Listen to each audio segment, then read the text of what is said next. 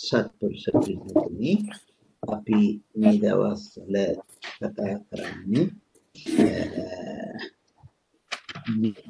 සංග්‍රහය ඉස්සක සංග්‍රහය අපිට හම්බ වෙන්නේ අපි සමුචය සංග්‍රහය යටතේ සමුචය සංග්‍රහය යටතේ අපිට කතා කරන්න තියෙනවා අකුසල ධර්ම මිස්සක ධර්ම බෝධිපාක්ෂික ධර්ම ඊළඟට සර්ව සංග්‍රහය නේද මේ ටික තමයි අපිට මේ අතර කතා කරන්න තියෙන්නේ. එතකොට අපි අකුසල ධර්මයන් කතා කළා අකුසල සංග්‍රහය. දැන් කතා කරන්න තියෙන්නේ මිස්සක සංග්‍රහය. මිස්සක සංග්‍රහයේ අපිට තියෙනවා කතා කරන්නට හේතු ඊළඟට ධානාංග ඊළඟට මාර්ගාංග ඊළඟට තියෙනවා ඉන්ද්‍රිය බල ධර්ම අධිපති ධර්ම ආහාර. ඉතින් ඒකට කතා කරන්න තියෙනවා කරුණු කීයක්ද? 7ක්. නේද? කරුණු 7ක් කතා කරන්න තියෙනවා. අපි ඉතින් හේතු ධර්මයන් ගැන කතා කළා. හේතු ධර්මයන් පිළිබඳව ගොඩක් කතා කළා. ඊළඟට කතා කරන්න තියෙන්නේ ධානාංග පිළිබඳව. නේද? අද අපි කතා කරන්න සූදානම් වෙන්නේ ධානාංග පිළිබඳව. හේතු ධර්මයන් පිළිබඳව මුකුත් අපට කතා කරන්න ඉතුරු වුණාද? මොනවා හරි ප්‍රශ්නයක් තියෙනවද? හේතු ධර්මයන් ගැන ලෝභ දෝෂ මෝහ අලෝභ අදෝෂ අමෝහ කියන හේතු 6 පිළිබඳව. ලෝභ දෝෂ මෝහ අලෝභ අදෝෂ අමෝහ යෙදෙන හැටි කොයි විදිහටද ඒවා එකතු වෙන්නේ කියන ගොඩක් කරුණු අපි මම හිතන්නේ එක්කම කතා කරන්න යෙදුණා. මේ අකුසල සිත්වල කොහොමද දෙන්නේ? ඒ වගේම ප්‍රතිසන්දිය ගන්නකොට කොහොමද ඒවා එකතු වෙන්නේ?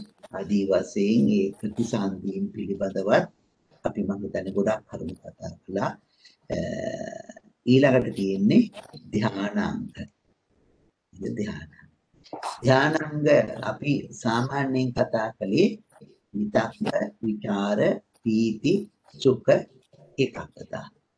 නේද? ඒ ධානාංග පහ ගැන තමයි අපි නිතර කතා කළේ.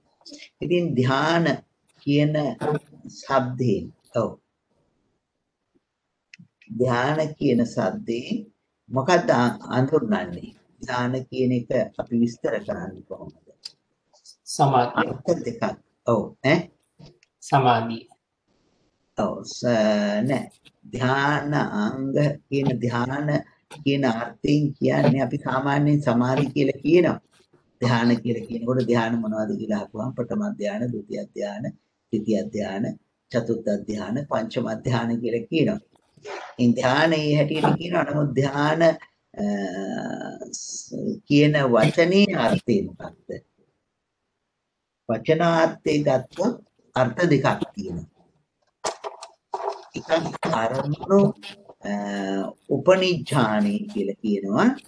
අරමුණ ලංකොට බැලීම කියලා. උපනිච්ඡාන අරමුණ උපනිච්ඡාන කියලා කියනවා. ඒක කියන්නේ අරමුණ ලංකොට බැලීම. ඒක තමයි එක අර්ථයක්.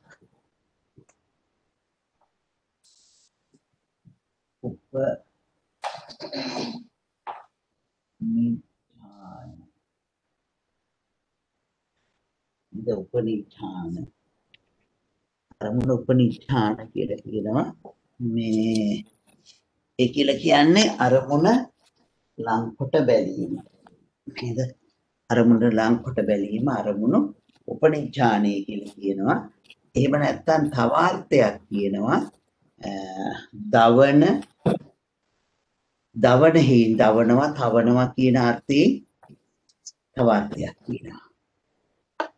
එතකොට අරමුණු උපනිච්ඡානය කියලා කියන්නේ අරමුණ ලංකොට බැලීම. අරමුණ ලංකොට බැලීම කියලා කියනවා. ඊළඟට කියනවා නීවරණ ආදී ධර්මයන් දවන තවනෙහි. නීවරණ ආදී ධර්මතාවයන් දවන තවනෙහි කියනවා ධ්‍යාන කියලා. එතකොට අපි කතා කරන ධ්‍යාන ටික ගත්තොත් ධ්‍යාන ප්‍රථම ධ්‍යාන, ဒုတိ ය ධ්‍යාන, තෘතිය ධ්‍යාන, චතුර්ථ ධ්‍යාන ටික අරගත්තොත් ඒවා තුල මේ අරමුණු ලංකොට බැලීම උපනිඥාන ස්වභාවය ඒ වගේම දවන ස්වභාවයක් දෙකම තියෙනවා. ඒ නිසා නීවරණ ධර්මයන් නැති කරලා ඒ අරමුණ ලංකොට ප්‍රකටවම දකින්න. ඒ ධ්‍යාන වලින්. එතකොට ධ්‍යාන අංග අපි කතා කළේ විතක්ක විචාර පීති සුඛ ඒකාග්‍රතාව කියන ටික විතරනේ. නමුත් මෙතෙන්දි තියෙනවා විතක්ක විචාර පීති ඒකාග්‍රතාව සෝමනස්ස දෝමනස්ස උපේක්ඛා නේද? අතන විතක්ක විචාර පීති සුඛ ඒකාග්‍රතාව. මෙතන සුඛ වෙනකොට තියෙන්නේ සෝමනස්සේ. සුඛය ඇතුළත් කරලා තියෙන්නේ කොහටද? සෝමනස්සයට. එතකොට විතක්ක විචාර පීති සුඛය නෑ ඒකාග්‍රතාව. ඊළඟට කියනවා සෝමනස්ස දෝමනස්ස උපේක්ඛා නේද? සෝමනස්ස දෝමනස්ස උපේක්ඛා කියලා කියන්නේ වේදනා නේද? වේදනාවටනේ සෝමනස්ස වේදනාව, දෝමනස්ස වේදනාව, උපේක්ඛා වේදනාව. එතකොට සෝමනස්සයත් දෝමනස්සයත් උපේක්ඛාවත් කියලා කියන්නේ වේදනා නේද? එතකොට මේකෙන් දැන් මිස්සකනේ. ඉතින් මේකේ අනිවාර්යයෙන්ම අකුසලුත් තියෙනවා. මේකේ අකුසල් වෙන්නේ දෝමනස්සේ නේද? මේක අකුසලයට වැටෙන්නේ මොකද්ද? දෝමනස්සේ. එතකොට විතක්ක විචාර පීති ඒකාග්‍රතාව සෝමනස්ස දෝමනස්ස උපේක්ඛා. ඉතින් සෝමනස්ස දෝමනස්ස උපේක්ඛා. ඒක තමයි මේ ධානාංග කියලා කියන්නේ. එතකොට මේ ධානාංග අපි දන්නවා දැන් සබ්බචිත්ත සාධාරණ චෛතසික තියෙනවනේ නේද? සබ්බචිත්ත සාධාරණ කියලා කියන්නේ හැම සිතේම ඊට මොනවද ඒ ටික?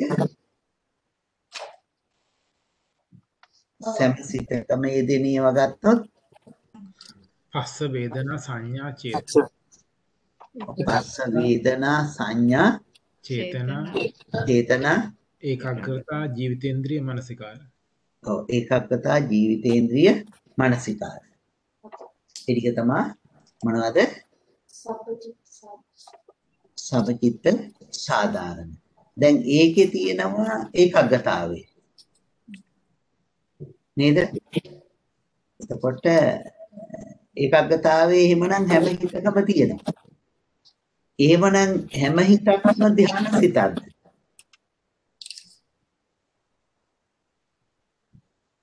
නේද? හැම සිතක්ම ධ්‍යාන සිතක්ද? එක්තෙන්දි විස්තර කරනවා විතක්කේ ඉන්න නැත්නම් ඒවා ඒක ධානාංගයක් වෙන්නේ නැහැ කියලා. ඒ සිත් තුළ විතක්කේ ඉදිලා නැත්නම් ඒක ධානාංගයක් වෙන්නේ නැහැ කියලා. දැන් එතකොට ඒකාග්‍රතාවයේ තිබුණාට ඒක මේ ධානයක් වෙන්නේ නැහැ. එතකොට විතක්කය තියෙනකොට මේ විතක්කේ නැතිකොට දැන් විතක්කේ නැති සිත් වශයෙන් අපි හඳුන්වන්නේ මොනවද? විතක්කේ යෙදෙන්නේ නැත්තේ කොයි සිත්වලද? දෙපස් විඥාන සිත්වලයි දෙපස් විඥානයේ දෙවෙනි ධානයේ ඉඳලා ඉතුරු ටිකත් විතක්කේ ගැන කතා කරන්නේ නැහැ. නමුත් ඒවා අනිවාර්යයෙන්ම ධාන. නේද? ඒ ටික අනිවාර්යයෙන්ම ධාන. විචාර පීති සුඛ ඒකාග්‍රතාවයේ කියන ධානාංග අනිත් සියල්ලම තියෙනවා. නේද? නමුත් අතෙන්දී විස්තර කරනවා මේ ඒවා කෙලින්ම ධානම නිසා මේ ඒකේ ඒවා ධාන හැටියටම සලකනවා. ඔව්. කෙලින්ම ධාන නිසා ඒවා ධාන හැටියටම සලකනවා. මොකද ඒවයින් අර කාර්ය ඉෂ්ට කරනවා. මොකද්ද? ධර්මන ලංකොට බැලීම නැමැති උපනිඥානියත් ඊළඟට නීවරණාදී ධර්මයන් යටපත් දවන නේ. දවන දෝමනස්ස ආවේ කොහොමද ඥානාංග? ඈ? දෝමනස්ස කොහොමද ඥානාංග වෙන්නේ? ඔව්. වේදනාවක් නේ දෝමනස්සේ. දෝමනස්සේ මොකද්ද කරන්නේ? අරමුණ ලංකොට බලනවා. ඒ අර්ථ දෙකක් කිව්වනේ. අරමුණ ලංකොට බැලීමේ අර්ථයෙන් ඒක ධානාංගයක් වෙනවා. නමුත් අර ප්‍රතිපක්ෂ ධර්මයන් භවනාර්ථයෙන් ඒකට ධානාංග කියලා කියන්නේ නේද? කිව්වසන ඔව්. මහත්තයා ඔව්. මහත්තයා මම පන්තියේ පොඩ්ඩක් ඉවර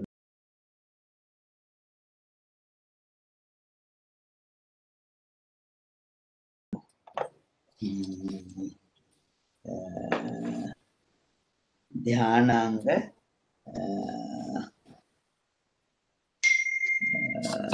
ඒක අකුසල ධානාංගයක් කියලා කියන්නේ.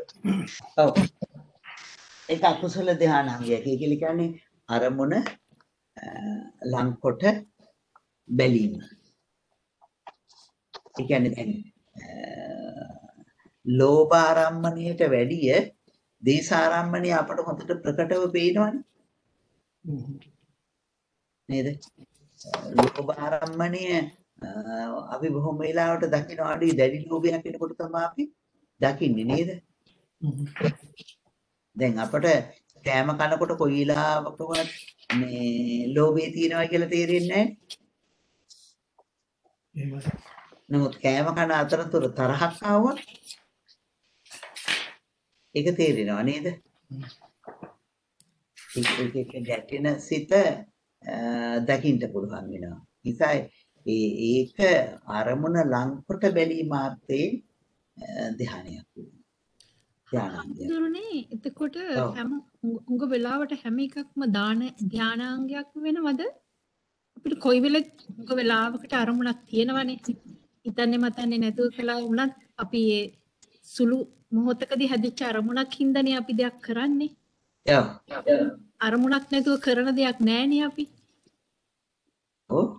අරමුණක් නැතුව කරන දෙයක් නැහැ කියලා කිව්වම අපි මොනවා හරි දෙයක් කරනවා නම් ඒ හැම එකම ඒ අන්තිමට ඒක කුසලයක් අකුසලයක් යම් හෝ නැහැ කියලා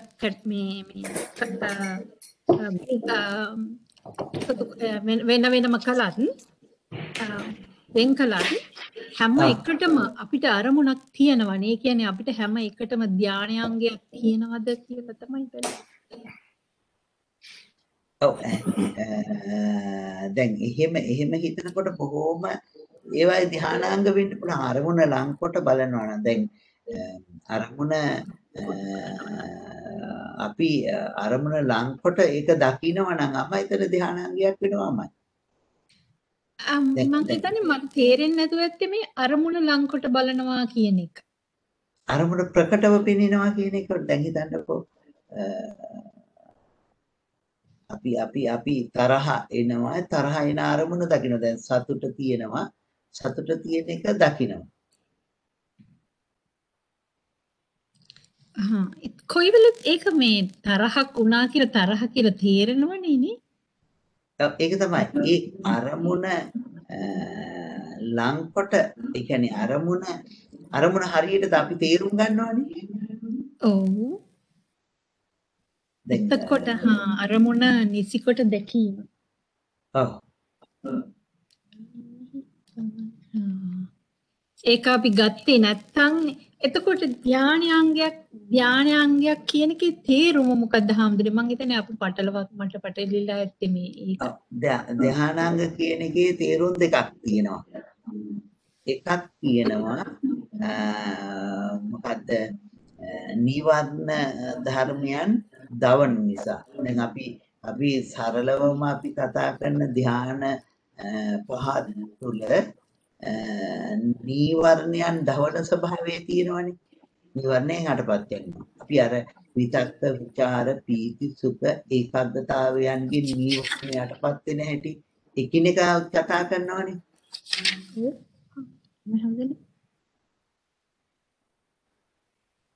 ඒක මතකයි නේද විතක්ක විචාර පීති සුඛ ඒකාග්‍රතාවයන්ගෙන් ධාන ටික මේ නීවරණ ටික යටපත් වෙන හැටි අපි නිතරම කතා කරනවනේ.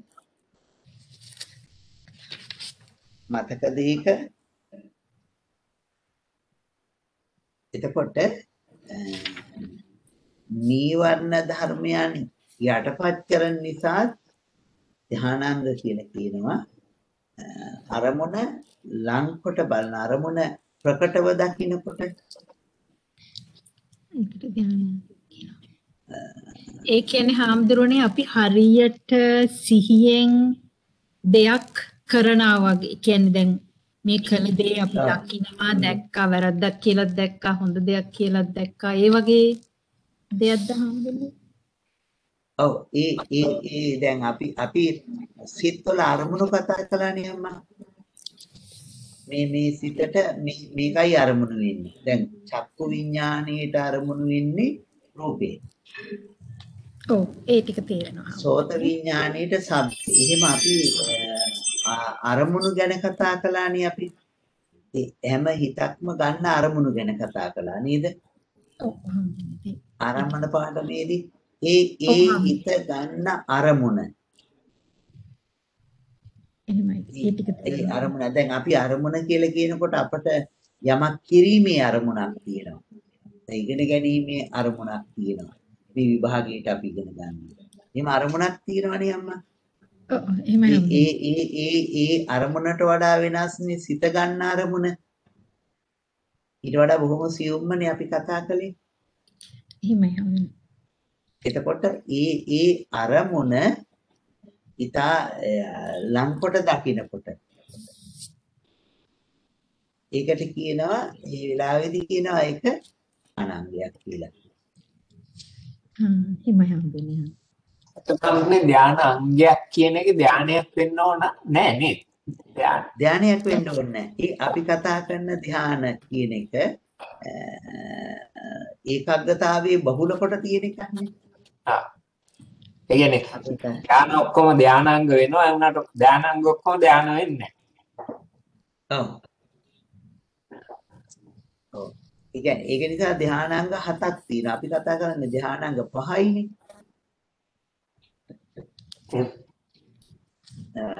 මොකද පහට වඩා අමතරව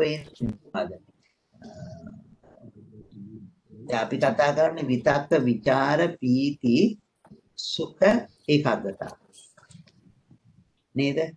එතකොට මේ සෝමනස්ස දෝමනස්ස කියන දෙකක් එකතු වෙලා තියෙනවා නේද?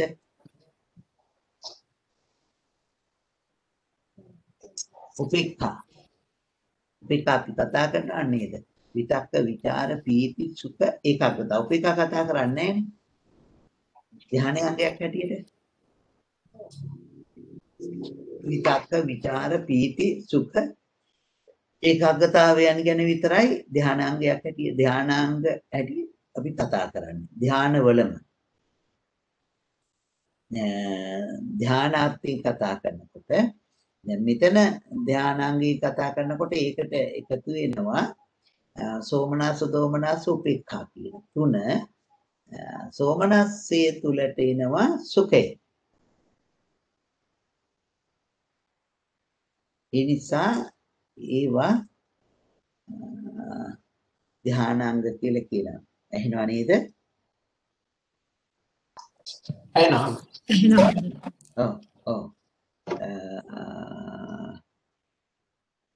හාමුදුරනේ එතකොට දෝමනස්සට පුළුවන් ද මේ ධානය වඩන්න?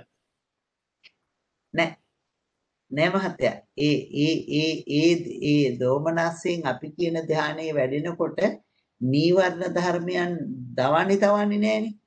දවන්නේ නෑනේ ඒකේ. අපි කියන ධාන තුල තියෙනවා දැන් අපි ධාන කියලා කියන ඒ ධාන තුල තියෙනවා නීවරණ තවනාර්ථය. නමුත් දෝමනස්සේ නීවරණ තවන්නේ නෑ.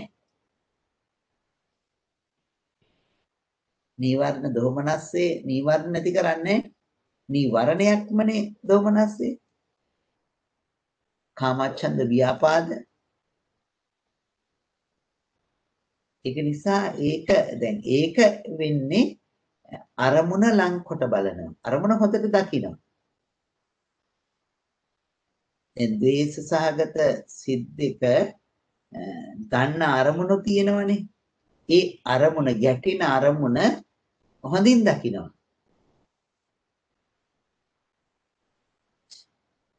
ඒක මේ ලෝභයට වඩා විනාශ කියලා කිව්වේ ඒකයි මම. ලෝභය සමහර ලාවට ඇති වෙන අරමුණ අපි ප්‍රකට නොවුනාට ගැටෙන අරමුණ අපිට ප්‍රකටයි. නේද? ගැටෙන අරමුණ ප්‍රකටයි. එකම තැනකදී ගැටෙන අරමුණ අපි දකිනවා දැන් මේ ගැටුණා කියන්නේ. ඒක කිව්වා හාමුදුරනේ මට මේ අර ඊයේ හාමුදුරනේ ධර්මදේශනාවේ කියවුණා වර උපාලි සූත්‍රයේදී බුදුහාමුදුරුවෝ අහුවනේ ප්‍රශ්නයක් මේ ඊර්ෂි වඩපු ධාන වඩපු කෙනෙක් පුළුවන් කියලා පලාතම විනාශ කරන්න. ඔව්. එහෙම කරන්න පුළුවන්. ඒක මට ඒ වෙලාවේ අහන්නේ නෑ මම මේ මට ඒක තේරුන්නේ නෑ. ඒක නිතරම අහන එකක් ඕක නේද? ඔව් ඊර්ෂි වඩුවයි කියන්නේ. ඔව්. ඔව්. ඒක නරක පැත්තෙන් ඊර්ෂි වඩලා. ඊර්ෂි කෙනෙක්ද?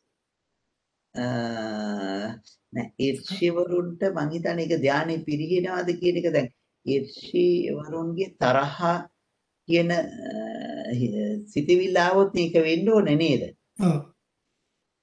ඉතින් නමුත් ඒක මේ එතෙන්දී අර ගම් වල නංගි හිටන් කියලා කියනවනේ මේ ප්‍රදේශ කියලා ප්‍රදේශ පහ. බුදුහාමුදුරුවෝ කියන්නේ නේ. ඔව් බුදුහා. ඒක ඒ කාලේ ලොකු ප්‍රසිද්ධියක් තිබිලා තියෙන එකක්. ඒ ප්‍රදේශ ටික කවුරු හරි ඍෂිවරයෙක් විසින් මේ විනාශ කළා කියලා. ඒ ප්‍රදේශවල ඒ කාලේ මිනිස්සු වාසය කරන්නේ නැහැ කියනවා.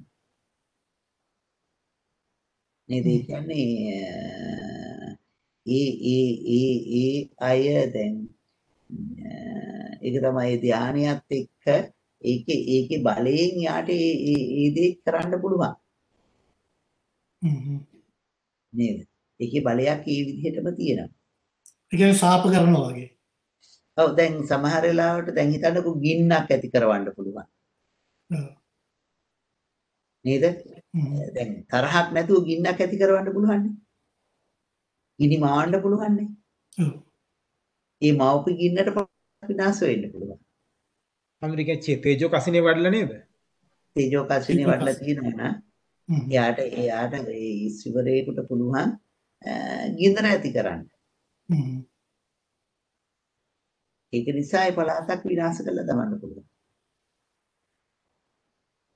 එහෙම විනාශ කරලා දැම්මයි කියලා තියෙනවා. ඉතින් ඒක කොයිතරම් තරහසිතක්ද කියන එක හිතා ගන්න බෑ අපට නේද?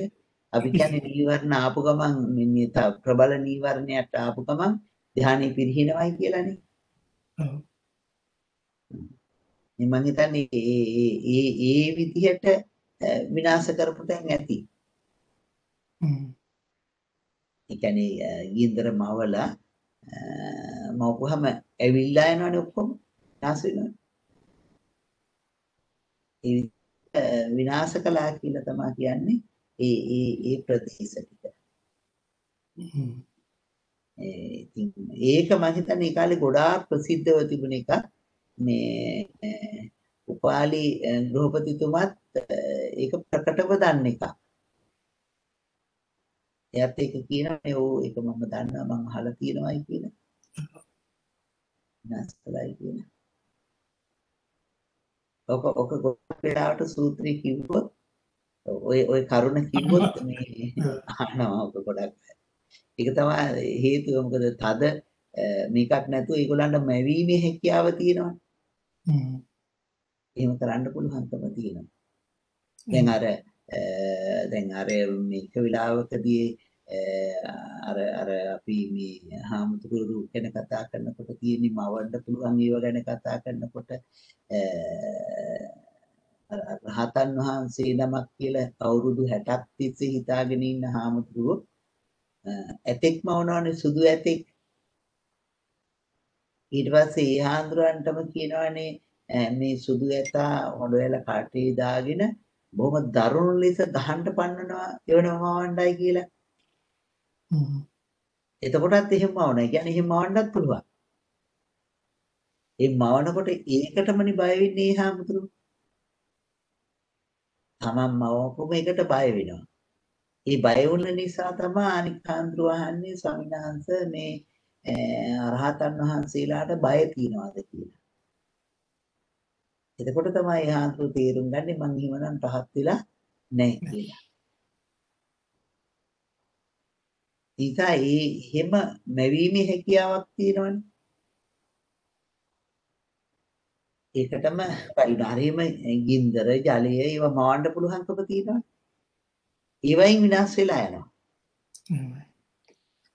එතකොට දැන් කරුණාව නොතිබ්බොත් ඒ වගේ දේවල් ඇති කරලා විනාශ කරලා දමන්න පුළුවන්. බලය තියෙනවනේ. ඇති කිරීමේ බලය තියෙනවා, ශක්තිය තියෙනවා. ඉතින් විනාශ කළා දමන්න පුළුවන්කමක් තියෙනවා. එතකොට ධ්‍යාන වෙන මොනවාද අපිට තියෙන්නේ මේ ධ්‍යානාංග පිළිබඳව කතා කරන්න. දැන් මේ අරමුණ ලංකොට බැලීම හැම සිතක්ම ධ්‍යාන සිතක්ද නේද? මේ කතා කරනකොට අපට හැම සිතක්ම ධ්‍යාන සිතක්ද? දැන් මෙතන මේ චෛතසික වශයෙන් අරගෙන බැලුවොත් විතක්කේ ਵਿਚාරයේ ප්‍රීතිය ඒකාග්‍රතාවය චෛතසික නේද? සෝමනස්ස දෝමනස්ස උපේක්ඛා එක චෛතසිකයක් නේද?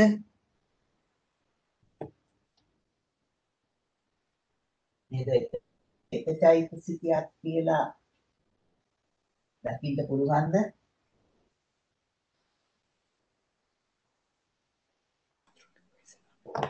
වේදනා චෛතසිකය. වේදනා චෛතසිකය නේද?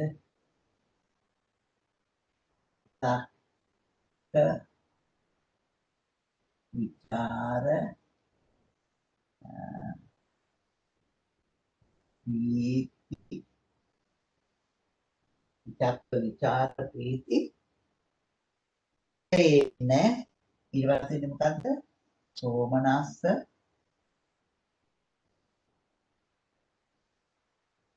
දෝමනස්ස ඒකාග්‍රතාවය විතක්ක විචාර සෝමනස්ස දෝමනස්ස උපේක්ඛා එකකතාන. ඔව් විතක්ක විචාර ප්‍රීති සුඛ ප්‍රීති එකකතාන නේද?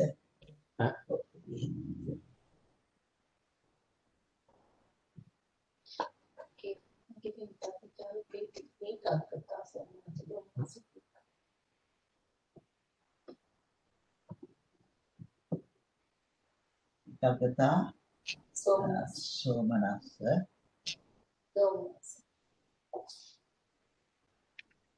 දෝමනස්ස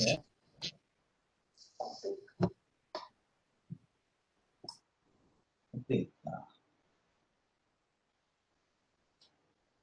මේකෙන් අපට සෝමනස්ස දෝමනස්ස උපේක්ෂා ටික මේ එනවා මේ ඒක පේන්නේ නැතිනේ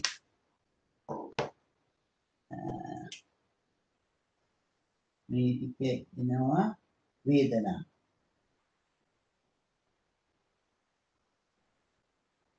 ඒක වේදනා චෛතසිකය නේද විතක්කය විතක්ක චෛතසිකයමයි නේද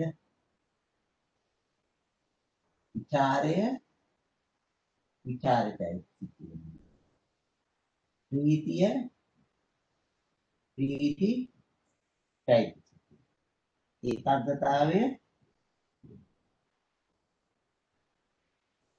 ඒකාග්‍රතා චෛතසිකය නේද දැන් අපි මේවා ටික බැලුවොත් එහෙම අපි කතා කරන සිත් 89ම මේ ඔක්කොම තියෙනවා නේද සිත් 89ම තුල තියෙනවා ඔව් දැන් එතකොට අර අම්මා අහපු ප්‍රශ්නේ ආයේ එනවා නේද මොකද්ද එතකොට හැම හිතක්ම ධාන හිතක් විතක්ක ਵਿਚාර ප්‍රීතිය අර ඉතුරු විතක්ක ਵਿਚාර ප්‍රීතිය අර ඉතුරු ටික තමයි හැම සිතේම දෙන්නේ විතක්ක ਵਿਚාර ප්‍රීතිය ප්‍රකීර්ණක චෛතසික නේව හැම සිතේම යෙදෙන්නේ නැහැ නේද ඔව් හැම සිතේම යෙදෙන්නේ නැහැ ඒ ටික යෙදෙන්නේ ඔව් ඒකෙන් විතක්කේ යෙදෙන්නේ නැත්තේ දෙපස් විඥානයේ විතරයි නේද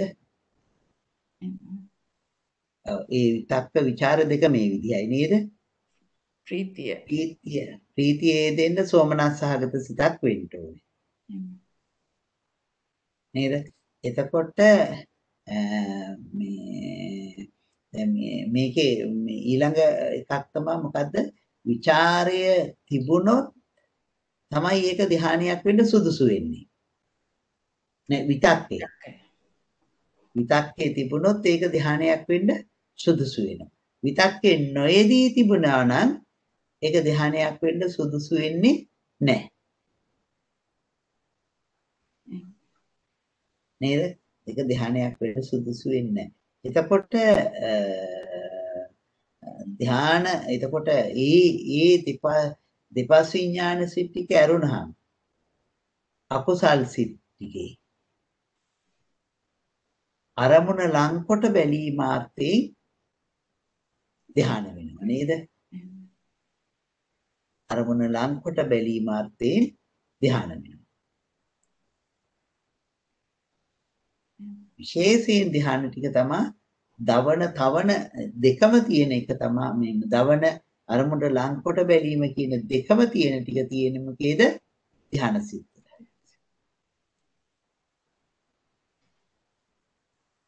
නේද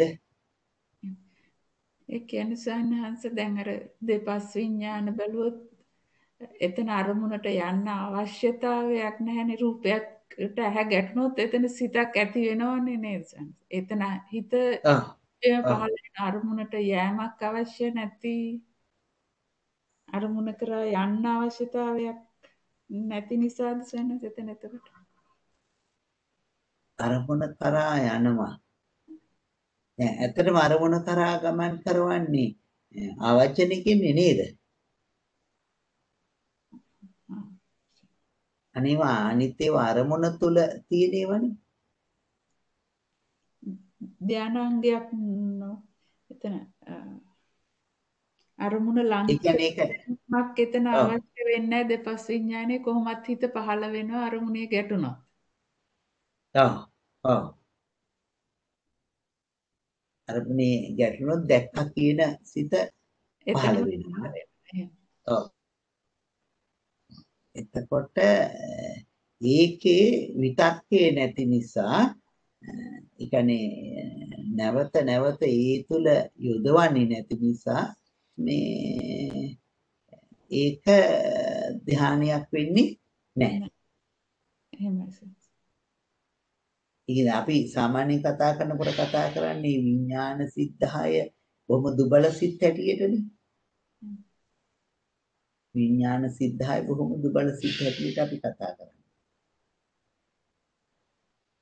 එතකොට ඒ නිසා ඒකේ එහෙම ලොකු ශක්තියක් තියෙන සිත් ටිකක් නෙමෙයි. ඒ දැක්මයින් පස්සේ ඇති වෙන සිත් ටික තමයි ප්‍රබලව කටයුතු කරන්නේ. නේද? එතකොට ඒ නිසා ඒවා හාමුදුරුවෝ එතකොට ඒ ටික හිතන්න බැරිද?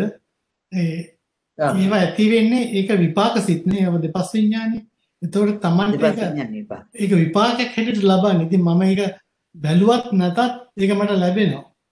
බැලෙනවා කියන්න බෑ. මොකද සිතක් කියන්නේ මම අරමුණක් කරා යනවා. මේක විපාකයක් නිසා මට ඉවීම දැනෙනවා. හරි පෙනෙනවා. එහෙමද?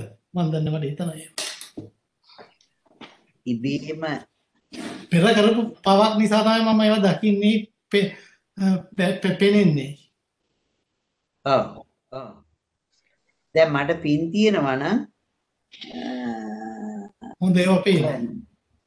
ඔව් එතකොට නරක තිබුණ එක නොපෙන් තියෙන්න පුළුවන්. නරක ඒවා නරක කරලා දෙන නරක ඒවා පේනවා. නමුත් මම හිතන්නේ ඒක.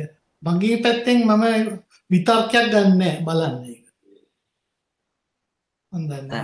විතක්කයක් ගන්න නැහැ කියලා කිව්වේ මහත්තයා. උත්සාහයක් දරන්නේ අරමුණ දිහා බලන්න. ඔව්. ඔව්. නමුත් අනිත් සිත්වල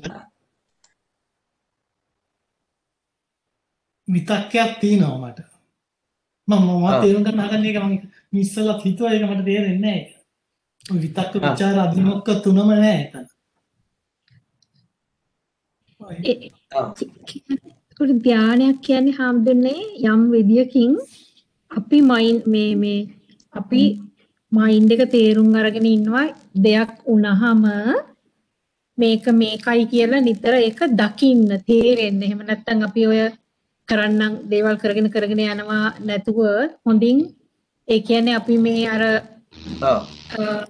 සිහිය දියුණු කරා වගේ දෙයක් නේද හම්බුනේ එතකොට. මේ කියන්නේ දැන් ඒ ධානයක ඉන්නවා වගේ කියලා කියන්නේ සිත යම් වෙලා තරමකට දියුණු කරලා ඒ කියන්නේ අපි මේ කරන දේ අපිට දකින්නවා දැන් මම මේ කරන්න යන වැඩේ මෙන්න මේ තරමට වැරදි මේ තරමට හරි එතකොට ඒක අපි මනසෙන් නුත් ඒ කියන්නේ සිහියෙන් ඉන්නවා වගේ කියන එකද හැමදෙනේ කියන්නේ මෙඩිටේෂන් කරනකොට කියන්නේ සිහියෙන් ඉන්න කියලා ඒ වගේද නෑ දැන් අම්මා එතන අපි ධ්‍යාන කියලා කිව්වේ සාමාන්‍යයෙන් අපි ධ්‍යාන කියලා කතා කළේ සිත එක අරමුණක තියෙන දේවල් නේ. ඔව්. සමාධිය කියන අර්ථයෙන්නේ. නේද? ඒ සමාධි කියන අර්ථයේදී නීවරණ ධර්මයන් යටපත් කරනවානේ. දවල දමනවනේ. නේද? අපෝ නීවරණ ධර්මයන් දවල දමන නිසා ඒවා අනිත් සිත්වලට නීවරණ ධර්මයන් යටපත් කරගෙන ඉන්නවට වඩා ශක්තියක් මේවට තියෙනවනේ. දැන් අපි මේ නීවරණ යටපත් වෙන නැති වෙන විදි කතා කරනවානේ. නේද? අපෝ කුසල් සිත් ඔක්කොගේමත් නීවරණ නැහැ. නේද? නීවරණ නැහැ. නීවරණ ධර්මයන් හදින්ම යටපත් කරන සිත් ටික තමයි ධ්‍යාන කියලා කියන්නේ. ඒ නිසා තමයි ඒවා ධ්‍යාන වෙන්නේ. හිත එක තැනක බොහෝ විලාකතාවයේ ප්‍රබලව තියෙන එක. නැත්නම් ඒකාග්‍රතාවයේ කියන එක හැම හිතකම තියෙනවා අපේ. සබචිත්ත සාධාරණයිනේ. ඒක බහුල කොට ඇති කරගත්ත නිසා තමයි ඒක ධ්‍යානයක් වෙන්නේ.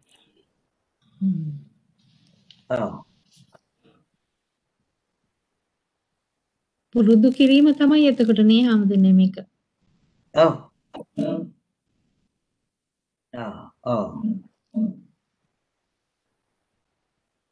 ඒක ශක්තිමත් ඇති වුණොත් තමයි ධානාංගයක් වෙන්නේ.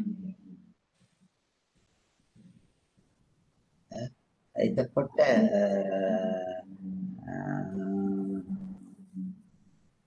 එතකොට අවසානයේ හිත එක අරමුණක තියාගන්න පුළුවන් කියන එක තමයි මේ ධානය කියන්නේද? ඔව් ඒ ධානයක් වෙන්නම්ම ඒකෙන් වැඩ දෙකක් එක අරමුණක තියාගන්නවා කියලා කිව්වොත් ඒක කරන්න පුළුවන් කුසල සිතක විතරයි.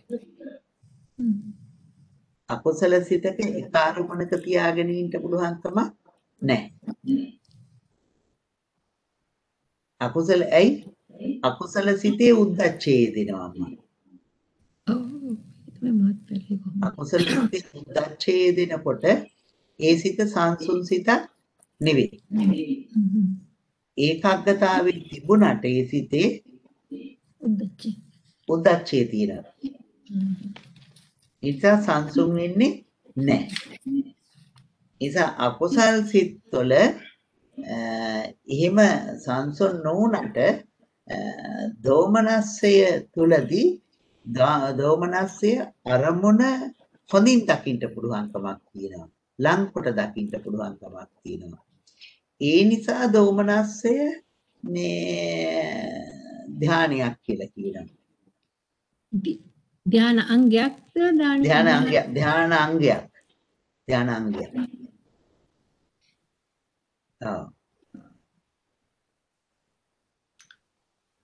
එතකොට ඒවා අකුසල ධාන කියලා කියනවා. අකුසල ධාන කියලා කියන්නේ දැන් එතකොට ලෝභ සහගත සිත් ටිකත් අකුසල ධාන. නේද? ඒ අකුසල ධාන වෙන්නේ අරමුණ ලංකොට දකින්න නිසා පමණයි. නමුත් ඒකේ නීවරණ ධර්මයන් දවල නැහැ. ඒකේ නීවරණ ධර්මයන් තියෙනවා. ඒ නිසා ඒවා අපි අර මේ පොදුවේ කියන ධානයක් බවට පත් වෙන්නේ නැහැ.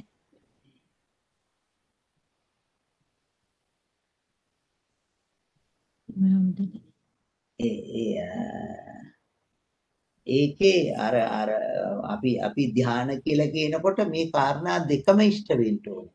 සරලවම ධානය කියලා කියනකොට අපි පළමුවෙන්ම ගන්නෙ නිවර්ණ යටපත් කරන එක. දවන එක. ඒ වගේම ධාන කියලා කියනවා අරමුණ ලංකොට. ඇත්තටම මේ ධානයකින් කරන්නේ අරමුණ හොඳට දකින්නවනේ. හිත තැම්පත් වුණාමනේ අපට අරමුණ හොඳට පේනින්නේ. දැන් කලබල සිතක් තියෙනකොට දැන් සාමාන්‍ය භාවනා කරන්න වාඩි වුණා කියලා හිතන්නකො. සිත කලබලෙන් වාඩි වුණා නම් අපට හුස්ම අල්ලා ගන්නත් බැහැ. නේද? හිත දුවනේ වල්ලා ගන්නත් බැහැ. දකින්න බැරි වෙනවා. නේද? ඒක අකුසල් එතකොට. ඒකේ නීවරණ ධර්මයන් තියෙනවා.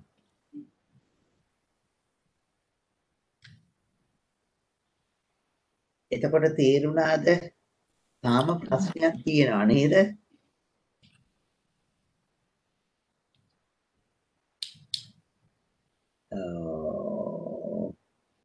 මොකක්ද තව කොහොමද මේක කියන්නේ?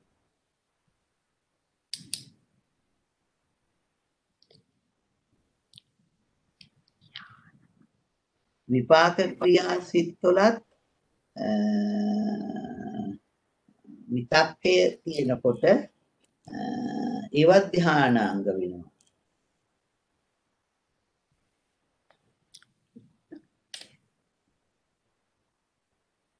නේද? මොකද්ද මට හිතා ගන්න බෑ දැන් මොකක්ද දැන් අහුනේ නැති කියලා. හරිනේ හැමදේ දෝමනස්සේ අකුසල ධානාංගයක කියලා ලියලා තියෙනවා වෙනවම. එතකොට හරිය ටික ඔක්කොම. ඔව් දෝමනස්සය ඔව් අකුසල ධානාංගයක්. අකුසල ධානාංගයක්. එතකොට විතක්ක මේ දෝමනස්සය අකුසල ධානාංගයක්. අර සිටි කරනාම අනිත්‍ය ඔක්කොම ධානාංග වෙනවා නේද? හම්දුනේ අපි එතකොට මෙතන ධානයක් කියලා අපි කියන්නේ අපි කුසලයක් වඩන එක නේද? එතකොට ධාන කියලා එනකොට කුසල අකුසල දෙකම තියෙනවා ඒක. දෙකම තියෙනවා. ඒක තමයි. ධානයක් වඩනවා කියලා කිව්වහම කුසල පැත්තට වඩනවා. ඔව්. අකුසල කියන්නේ මොනක් කරන්නේ නෙවෙයි. නෑ. ඔව්. එතන තියෙන වෙනස නේද? ඔව්. ඒ කියන්නේ දැන් අපි හැම කුසල සිතකදීම නීවරණ නැහැ. ඔව්. ඒ කියන්නේ ඒකනේ අපි මේ තදංග විස්කම්බන සමුච්ඡේද කියලා තුනක් කියන්නේ.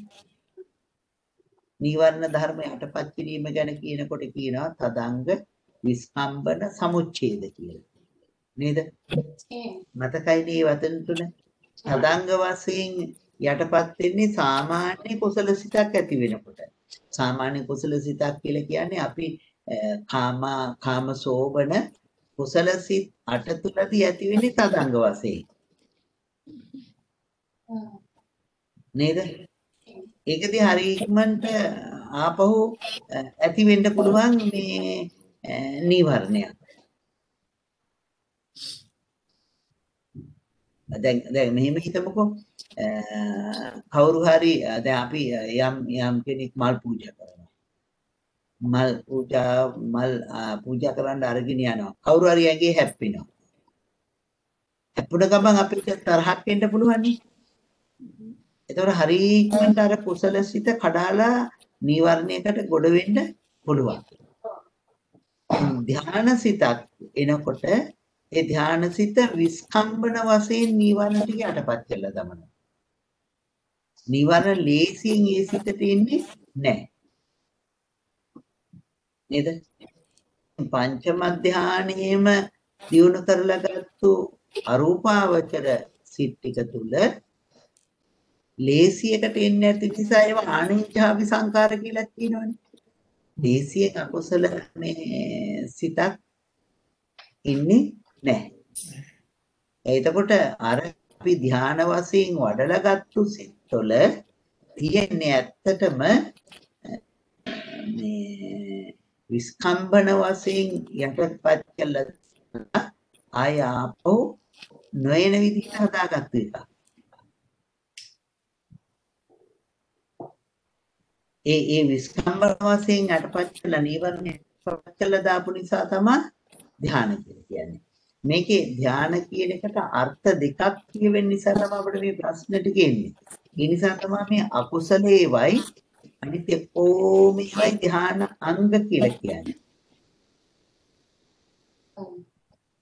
දැන් සාමාන්‍යයෙන් කතා කළා සාමාන්‍යයෙන් දැන් ධානාංග පහ කතා කරනකොට විතක්ක විචාර පීති සුඛ ඒකාග්‍රතාව. ඉතින් සාමාන්‍යයෙන් ඒකාග්‍රතාවය කියන්නේ හැම හිතකම තියෙන එකක්. නමුත් හැම හිතක්ම ධානයක් වෙන්නේ නැහැ. ඒක ධාන අංගයක් වෙන්න නම් කාර්ය දෙකක් ඉෂ්ට කරන්න ඕනේ. මොකද්ද? කාර්ය ඉෂ්ට කරනකොට තමයි ඒක ධානයක් වෙන්නේ. ඒ කාර්ය ඉෂ්ට කරන්නේ නැත්නම් ඒක ධානයක් වෙන්නේ නැහැ.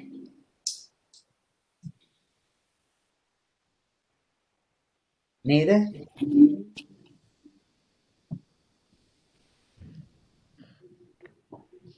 එතකොට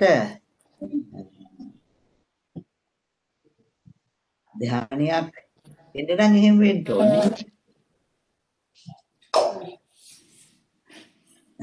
දැන් මට හිතුණා දැන් මේක බලන්න හරිද කියලා. දැන් අපි ගුරුවරයෙක් කියනවා. ගුරුවරයා කියලා කියන්නේ උගන්වන කෙනාට. උගන්වන්න ඉඳලා උගන්වන්න නැතුවම කියන්නේ ගුරුවරයා කියලා. එතකොට කියන්නේ අපි කවුටද? දැන් පාසල් ගුරුවරයෙක් කියලා හිතන්නකෝ. එතකොට අපි යාට කියන්නේ කවුරු කියලාද? විශ්‍රාමික ගුරු කියලා නේද? ඒ කියන්නේ ගුරුකම කරන්නේ නැහැ. නේද? එතකොට එයා ගුරුවරයෙක් වශයෙන් ඉන්නකොට විතරයි යාට අපි ගුරුවරයා කියලා කියනවා. දැන් ගුරුකම හිටපු නිසා අපි යාට කියනවා විශ්‍රාමික ගුරු කියලා. ඒ වගේ මේ ධානාංගය මේ ක්‍රියාවලිය සිද්ධ කරනකොට තමයි ඒක ධානාංගයක් බවට පත් වෙන්නේ. දැන් දෝමනස්සය අරමුණ ලංකොට බලන එක දැන් ඒකාග්‍රතාවයේ අරමුණ ලංකොට බලනවා නම් එතෙන්දි තමයි ඒක ධානයක් වෙන්නේ. ඉතින් එහෙම අරමුණ ලංකොට බලන්න නම් විතක්කයත් ඒත් එක්ක තියෙන්න ඕනේ. විතක්කේ ඒක නොතිබ්බොත් එහෙම අරමුණ ලංකොට බලා ගැනීමේ කෘතිය කරන්න ඒකට බැරි වෙනවා.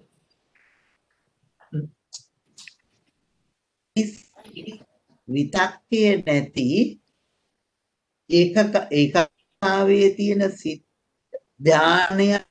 ධාන අංගයකින් යුක්ත සිත් බවට පත් වෙන්නේ නැහැ.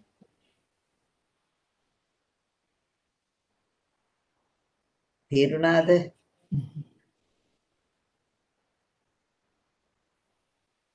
එහෙම වුණොත් විතරයි ධානාංගයක් බවට පත් වෙන්නේ.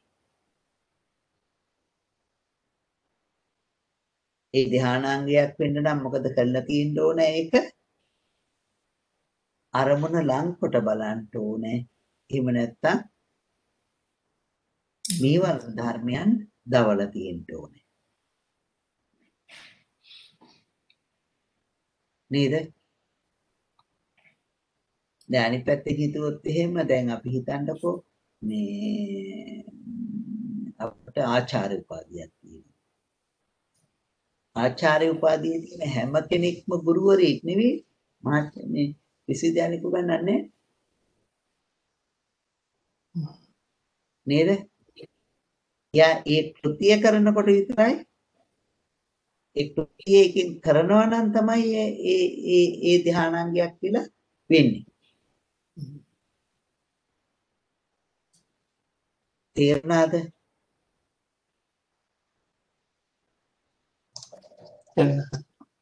ඔව්.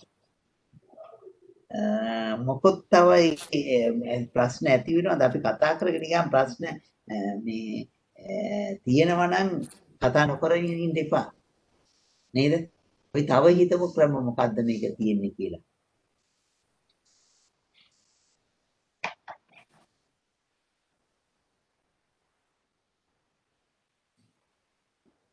තේරුණා නේද? හිතා ගන්න පුළුවන්ද? අම්මා ගැටලු තාම විසඳුණාද? මං හිතන්නේ ඔව් හාමුදුරනේ දැන් ඒ කියන්නේ ධානයක් කියන එක තරමක් දුරට තේරුණා. ඔව්. ධාන අංග කියන එක ගැන තේරුණා. ධානයක් කියන එක තමයි තේරෙන්න අමාරු වෙලා තිබුණේ. දැන් ඒකත් තරමක් ඒකත් තේරුණා ඇත්තටම හාමුදුරනේ. ඒ කියන්නේ මනස ඒ විදිහට තියාගෙන ඉන්න අතරේ ඒක නීවරණ ධර්ම එන්නේ නැති වෙන්නටම තියාගන්න පුළුවන් නම් ඒක ධානයක් වෙනවා. එහෙම කරගන්න බැරි වුණ ගමන් ධානයක් නෑ. ඒක අංගයක් පමණක් වෙලා නැති වෙලා යනවා. ඔව්. එහෙම තමයි තියෙන්නේ. ඔව්. ඒක තමයි හිතන්න තියෙන්නේ නේද? ඔව්.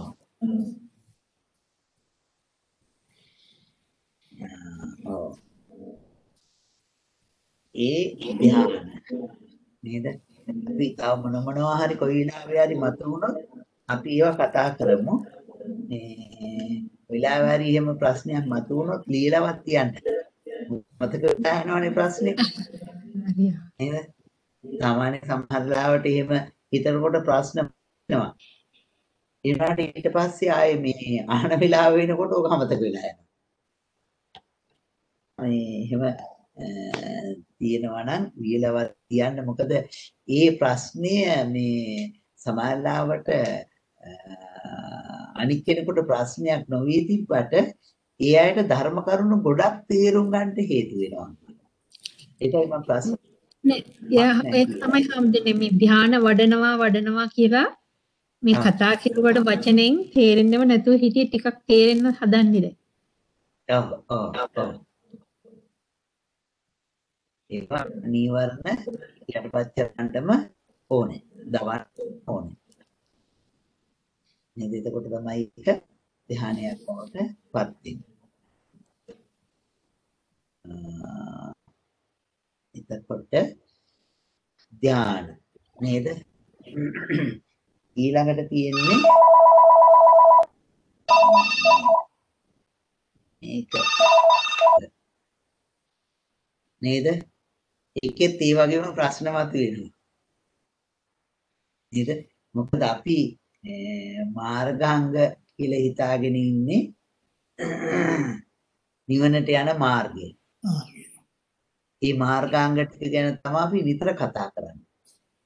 ඒකට අපි කියනවා ආර්ය අෂ්ටාංගික මාර්ගය කියලා. නේද? ආර්ය අෂ්ටාංගික මාර්ගය. එතකොට ආර්ය අෂ්ටාංගික මාර්ගයේ අංග 8යි තියෙන්නේ. ඒක අපි ඔක්කොම දන්නවා. නේද? සම්මා දිට්ඨි, සම්මා සංකප්ප, සම්මා වාචා, සම්මා කම්මන්ත, සම්මා ආජීව, සම්මා වායාම, සම්මා සති, සම්මා සමාධි. නේද? ඒක තමයි මාර්ගය. නේද? ඒ මාර්ගය ගැන තමයි අපි හැම වෙලාවෙම කතා කරන්නේ. නමුත් දැන් මාර්ගාංග කියනකොට නේද? මාර්ග තුනක් තියෙනවා. දුගති, සුගති, නිර්වාණ. අපි නිතරම කතා කරන්නේ නිර්වාණ මාර්ගයේ විතරයි. නේද? ඒ නිසා දුගති මාර්ගය ගැන අපි දුගති මාර්ගයක් කියලා කතා කරන්නේ නෑ මාර්ගාංග කියලා. දුගති මාර්ගයේ අංග කියලා අපි ඒවා කතා කරන්නේ නෑ. නේද? දැන් මෙතන මාර්ගාංග කතා කරනකොට මේ මාර්ග තුනීම අංග ටික කතා කරනවා. මාර්ග තුන මොකද්ද? දුගති මාර්ගයයි, සුගති මාර්ගයයි, නිර්වාණ මාර්ගයයි. නේද? එතකොට දුගති මාර්ගයට යන්න නම් නිර්වාණ මාර්ගයට යන එකෙන් යන්න බෑ. එහෙමනම් ඊට ප්‍රතිපක්ෂී දේවල් ටික ඕන වෙනවා. නේද? එතකොට අපට දැන් අපි සම්මා කියපු ඒවා ඕන වෙනවා කොහොමද? මිච්ඡා වශයෙන්. නේද? සම්මා කියපු ඒවා ඕන වෙනවා කොහොමද? මිත්‍යා වශයෙන්. තේරුණාද? එතකොට දැන් ආර්ය අෂ්ටාංගික මාර්ගයේ අංග 8 මිත්‍යා වශයෙන් දෙන්නේ මොනවද? ටක් නාඩියක් ඉන්න මම ඉන්නම්. නාඩියක් කියන්නේ. එතකොට අපි කතා කර ඉන්නේ මාර්ගාංග. නේද? අපි මේ පොතේ තියෙන ඒවා මාර්ගාංග.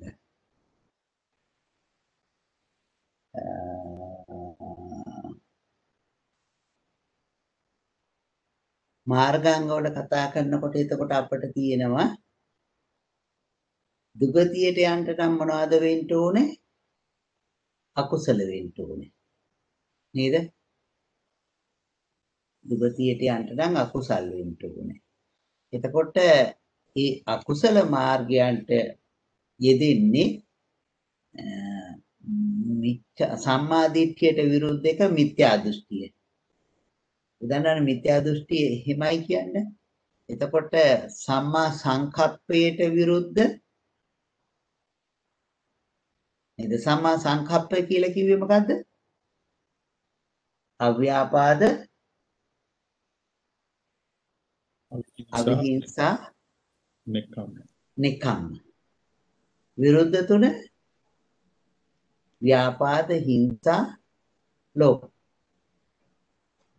නේද? එතකොට ඒක මිත්‍යා සංකප්පය. ඊළඟට බලන්න ඊළඟට මේ ආර්ය අෂ්ටාංගික මාර්ගයේ තියෙන සම්මා වාචා සම්මා කම්මන්ත සම්මා ආජීව. ඒවා අපි හඳුන්වන්නේ මොනවා හැටියටද? විරති හැටියට. වැළකෙන දේවල් හැටියට. නේද? එතකොට වාචා හඳුනන කියපු තුන මොකක්ද? ව්‍යාපාද හිංසා අනික මොකක්ද? ලෝභයනේ. අල්ලා ගැනීමනේ. අතහැරීමනේ. අතන කියන්නේ. නේද?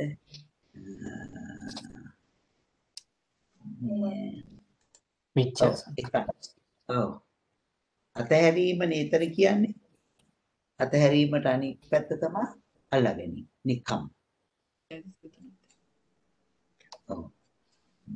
එතකොට මේ වාචා කම්මන්ත ආජීව තුන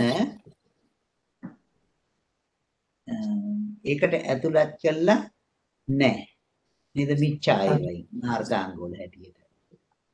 මොකද මෙතනම කිව්වෙම වලකින එකයි.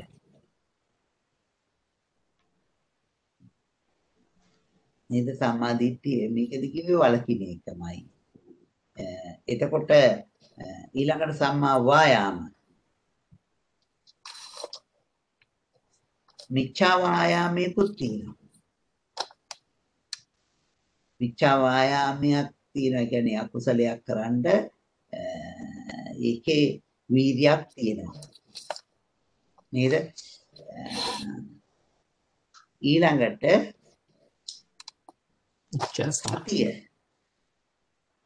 සතියක් නැහැ.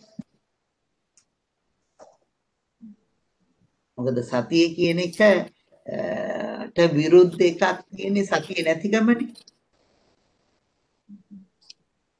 සතිය නැතිකම කියලා කියනකොට එම සතිය කියන එක අකුසලයේ තුල යෙදෙන්නේ නෑ. දැන් වීරිය අකුසලයේ තුල යෙදුනට සතිය කියන එක අකුසලයේ තුල යෙදෙන්නේ නෑ.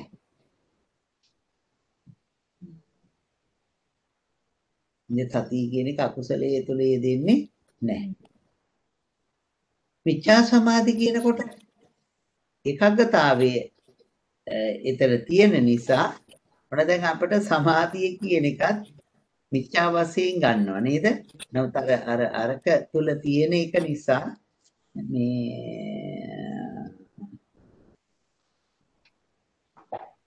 අනිත් පැත්තට ක්‍රියාත්මක වෙනවා. නේද? එතකොට මේවා මොනවද? මාර්ගාංග. එහෙනම් මාර්ගාංග කීයක් තියෙනවද? 12ක් තියෙනවා.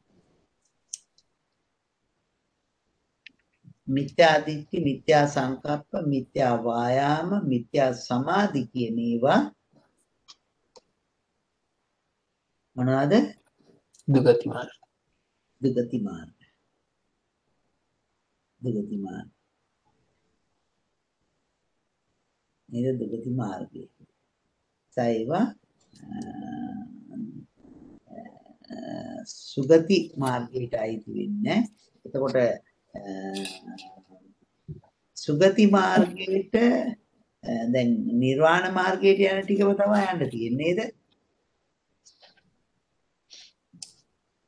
නේද? නිර්වාණයට යන්න තියෙන මාර්ග ටිකම වඩාගෙන යනකොට සුගති මාර්ගයට යනවා. නමුත් ඊටත් එහා වැඩුවොත් තමයි නිර්වාණ මාර්ගයට යන්න පුළුවන් වෙන්නේ.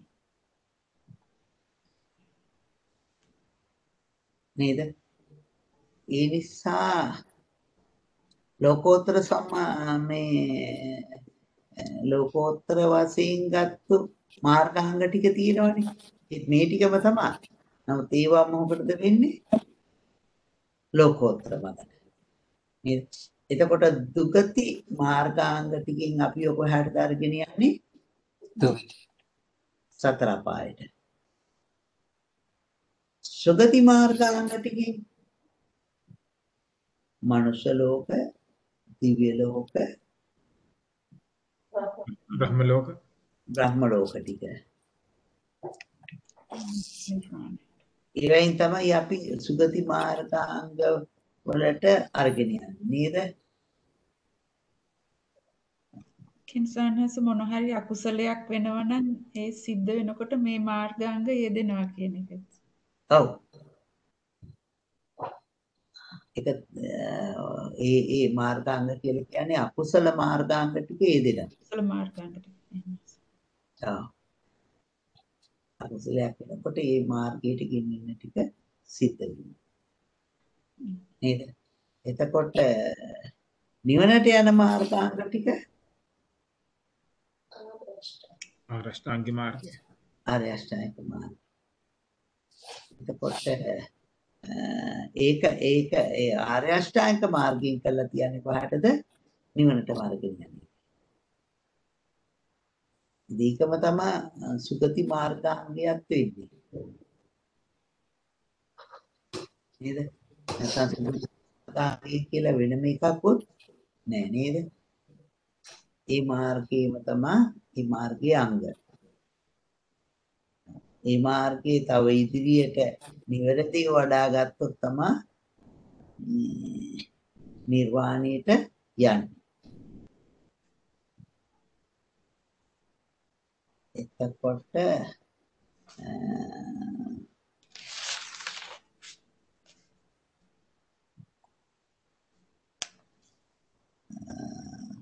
ඒවා දුගති මාර්ගාංග කියලා කියනවා.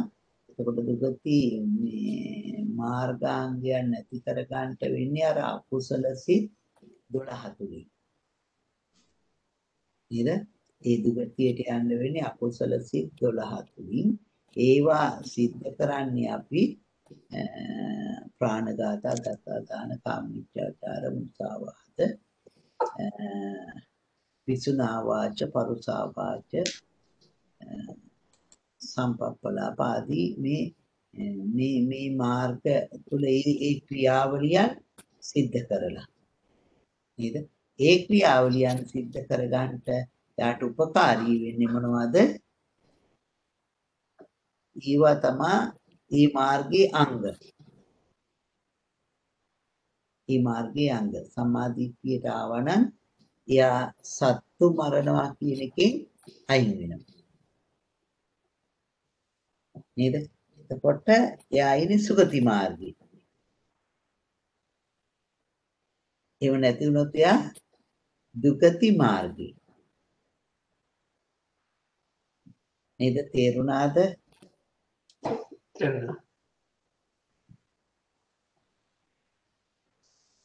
එතකොට දුගති මාර්ගයට තියෙනවා දුගති මාර්ගාංග කීයක් තියෙනවද? 4ක් තියෙනවා. නේද? එතකොට ඒවයි අපි ඉස්සෙල්ලාම කතා කරන්නේ දික්තිය. මිත්‍යා දෘෂ්ටිය. නේද? මිත්‍යා දෘෂ්ටිය මතකයි. ආය අපි යන්නේ මිත්‍යා දෘෂ්ටිය කියන තැනට. මිත්‍යා දෘෂ්ටිය කියන එක අපි සාස්වත වශයෙන් දකිනවා, උච්ඡේද වශයෙන් දකිනවා. එහෙම නැත්නම් නාස්තික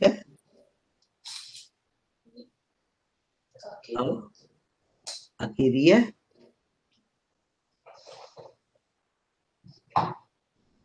මොන වශයෙන් දකින්නේ? අහේතුක. අහේතුක, නාස්තික, අහේතුක, අකිරිය. නේද? නාස්තික, අහේතුක, අකිරිය මේ වශයෙන් තියෙනවා නම් ඒවා මේ දෘෂ්ටීන් ටික මොනවද? මිත්‍යා දෘෂ්ටි. නේද? ඒකට ඒවා මිත්‍යා දෘෂ්ටි හැටියට සඳහන් කරනවා. එතකොට ඒවා සියල්ල මිත්‍යා දෘෂ්ටි වෙනවා. ඒවා එතකොට මේ මිත්‍යා දෘෂ්ටියෙන් අපි වහලා දමන්නේ මොනවද? නෑ නිවර්ණයට එකතු වෙන්නේ නේද? දැන් මේවයින් වහලා දමලා තියෙන්නේ අපේ කුසල ධර්මතාවයන් නේද? මේ දෘෂ්ටිය නිසා මිත්‍යා දෘෂ්ටිය නිසා වහලා දැම්මේ. එහෙම නැත්නම් මිත්‍යා දෘෂ්ටියට තව එක පැත්තක් අවිද්‍යාව නේද? වහලා දැම්මේ මොනවද? අපේ සුගති මාර්ගාංගයයි නිර්වාණ මාර්ගාංගයයි නේද? එතකොට නිර්වාණ මාර්ගාංගයේ වහලා දාන්න නම් අනිත්‍ය දුක්ඛ අනාත්ම දකින්න එක නැති කරලා දාන්න ඕනේ. නේද? ඒක නැති කරලා දාන්නයන් පස්සේ ඒකේ ඒ ස්වභාවය නැති වෙනවා. නේද? එතකොට මේක යෙදෙන්නේ කොතනද? මොකද්ද? මිත්‍යා දෘෂ්ටිය. එද මිත්‍යා දෘෂ්ටිය යෙදෙන්නේ ලෝභ සහගත දිට්ඨිගත සම්පයුක්ත සිත්වල විතරයි. නේද? අනිත් තැනක යෙදෙන්නේ නැහැ. එතකොට සාස්වත උච්ඡේද අකිරිය අහේතුක නාස්තික නේද? මේවා යෙදෙන්නේ එතකොට ලෝභ සිත්. ඒ ලෝභ සිත් වල තමයි ටික යෙදෙන්නේ. එතකොට මිත්‍යා දිට්ඨි වල අපිට නියත මිත්‍යා දෘෂ්ටිය ඊළඟට දසවස්තුක මිත්‍යා දෘෂ්ටිය මං ඒ පැත්ත කතා කළේ නෑ මොකද ඒක මතක ඇති කියලා. ඉතින් මතක් කරගෙන යන්න මේපාය නේද? මොකද්ද මේ දසවස්තුක මිත්‍යා දෘෂ්ටිය? උච්ඡේද සාස්වත ඊළඟට නාස්තික මතක් කරගෙන යන්න එපා නේද? මොකද්ද මේ නියත මිත්‍යා දෘෂ්ටියේ කරුණු ටික?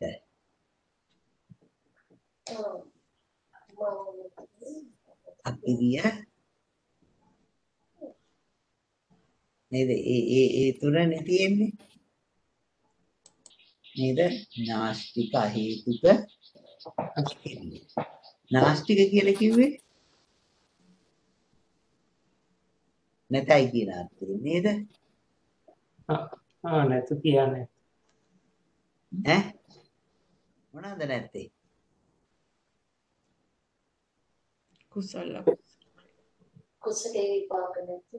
කුසලේ විපාක නැත. අකුසලේ විපාක නැත. පෙර භවයේ නැත පසු භවයේ. පෙර භවයේ නැහැ පසු භවයේ නැහැ. ඒවා ඔව්. මහා දානී විපාක නැත. මහා දානී විපාක නැත. අපි දසවස්තුක මිත්‍යා දෘෂ්ටිය කියන්නේ නේද? එතකොට අනිත් එක මොකද්ද? අහේතුක. අපි අහේතුකයි කියලා කියන්නේ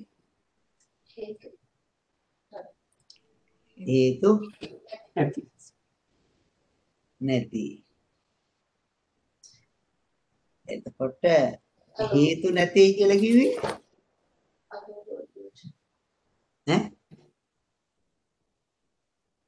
හේතු නැති කියලා කිව්වේ හටගන්න හේතුවක් නැති කියන එකද?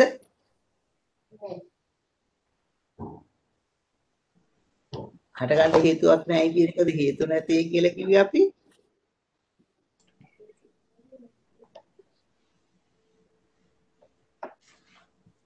එහෙමද? නෑනේ නේද? හේතුඵල ධර්මයන් ගැන කියන තැන නෙවෙයි මේ කියන්නේ නේද? එතකොට අහේතුකව හට ගන්නවා කියලා. හේතුවක් නැතුව හටගත්තා කියලා කියනවා. එතකොට අකිරිය කියලා කියන්නේ ඒ ක්‍රියාවේ විපාක නැtei කියලා ගන්න එක.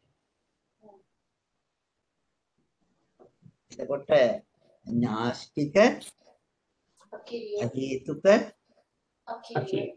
අකිරිය නේද? ඊළඟට සාස්වත උච්ඡේද.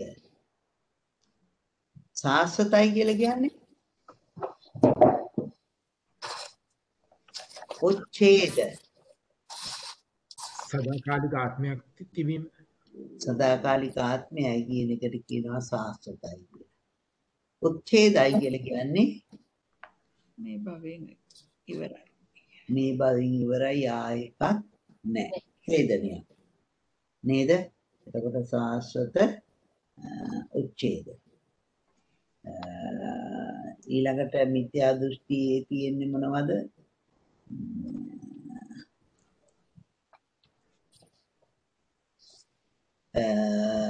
දසවස්තුක නේද?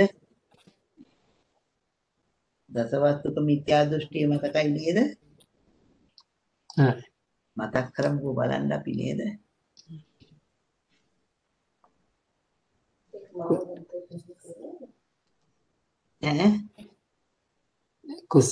කුසලේ විපාක නැත් කුසලේ දසවස්තුක මිත්‍යා දෘෂ්ටිය පටන් ගන්නෙ මම නැත දුන් පියාණන්. දේ විපාක නැත. දුන් දේ විපාක නැත. දුන් දේ විපාක. ඔව්. සාමාන්‍ය දානේ විපාක නැත. ඊළඟට මහා දානේ විපාක නැත. ඊළඟට මහා දානේ විපාක නැත. වෙන මෙලොවක් නැත පරලොවක් නැත. දානේ පිළිබඳව කීයක් තියෙනවද? 3ක්. 3යි. මොකද ඒ 3? කර්මඵල 10 දෙන. කර්මඵල 10 දෙන දෙහි විපාක නැත. ඔව් ඊළඟට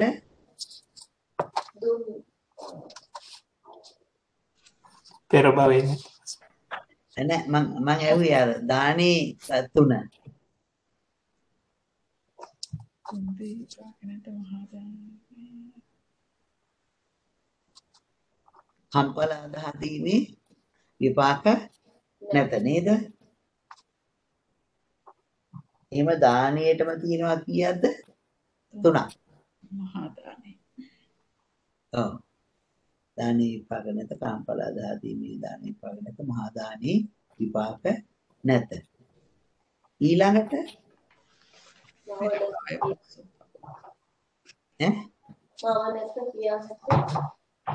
මව නැත පියා නැත පරලොව නැත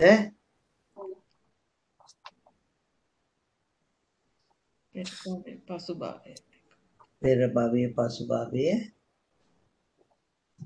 ඒ දෙකම නේද? ඊළඟට මේ ටික තමයි මොනවටද අයිති වෙන්නේ? ඕපපාතිකව පහළ වෙන සත්වයෝ නැත.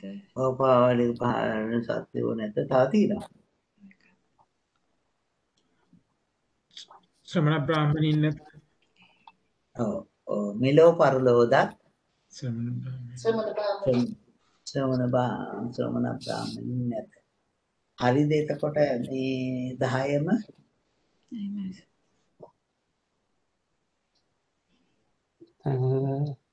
ඔව් 3යි මොනත් පියාණන් 5යි සුබයි 8යි ඊට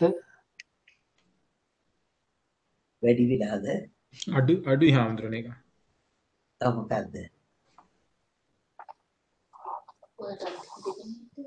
ආ ඈ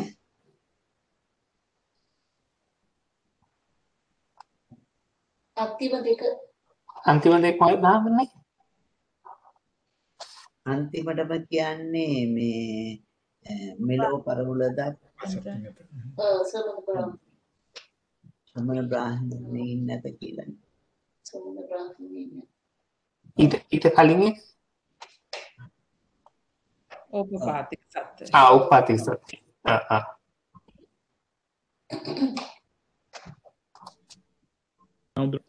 මව නැත පියා නැත කියන එක දෙකම එකක්ද? එකක් විදිහට යන්නේ දෙකක් විදිහට යන්නේ. ඒක සාමාන්‍යයෙන් දෙකක්. එක බලන්න තචුට්ටක එක බලන්නකෝ. දෙකක් තමයි. දෙකක්. එතකොට දසවස්තුක මිත්‍යා දෘෂ්ටියේ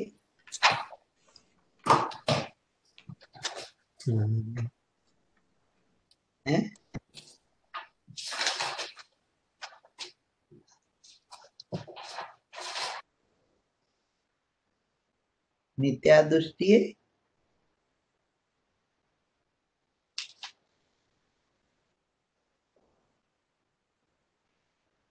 කොහොමද වෙන්නේ?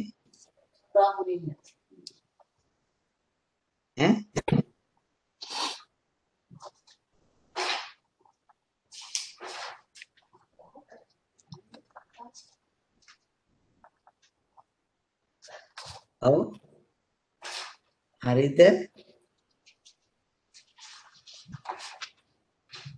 හරි. ඔක්කොම ටික හරි නේද?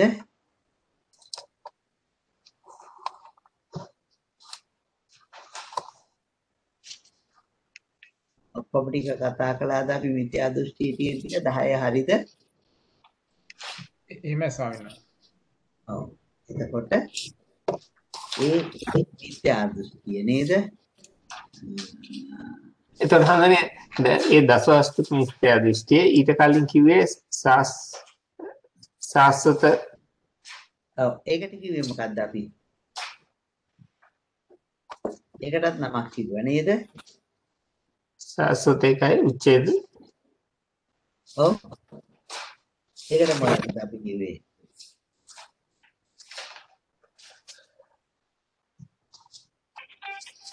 ඒකට මොකක්ද කියලාද අපි කිව්වේ? ඒකට නමක් කිව්වා අපි. මොකක්ද ඒකේ නම?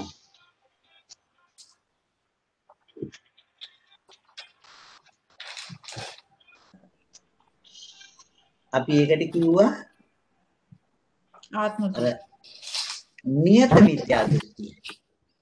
චුට්ටක් විනාඩියක්.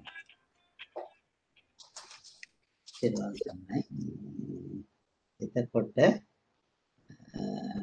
දසවස්තුක මිත්‍යා දෘෂ්ටිය අරකට කිව්වේ මොකද්ද? ඒකට කිව්වනේ නමක් නේද? ඥාස්තික නියත මිත්‍යා දෘෂ්ටිය. නේද? ඒකට නියත මිත්‍යා දෘෂ්ටිය කිව්වා. දසවස්තුක මිත්‍යා දෘෂ්ටියට වඩා ගොඩක් ප්‍රබල එකක් මොකද නියතයි. ඒ කියන්නේ සාස්වත උච්ඡේද මිත්‍යා දෘෂ්ටි ඒ දෙක තමයි නියත මිත්‍යා දෘෂ්ටි නේද? නෑ මාත්‍යා.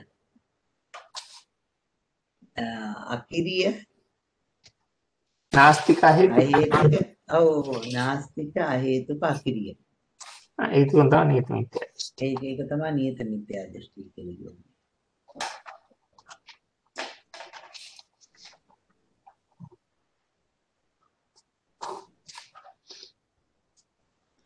උච්ඡේද දෘෂ්ටිය නියත මිත්‍යා දෘෂ්ටියක් වෙන්නේ නැත්තේ ඒ හැමෝටම. මරණින් උච්ඡේදය කියලා කියන්නේ මරණින් මතු නැතයි කියලා ගන්න එක නේද? ඡේදනය. ඔව්. ඒ වගේ ඒක උච්ඡේද දෘෂ්ටියක් වෙන ශාස්ත්‍ර දෘෂ්ටිය කියලා කියන්නේ ආත්මවාදයනේ.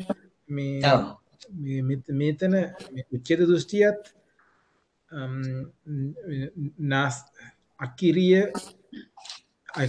හේතුක මේ පැත්තට ඒකට කිට්ටු වගේ නේද? කිට්ටු වගේ එනවා. නමුත් ඒකම නෙමෙයි නේද?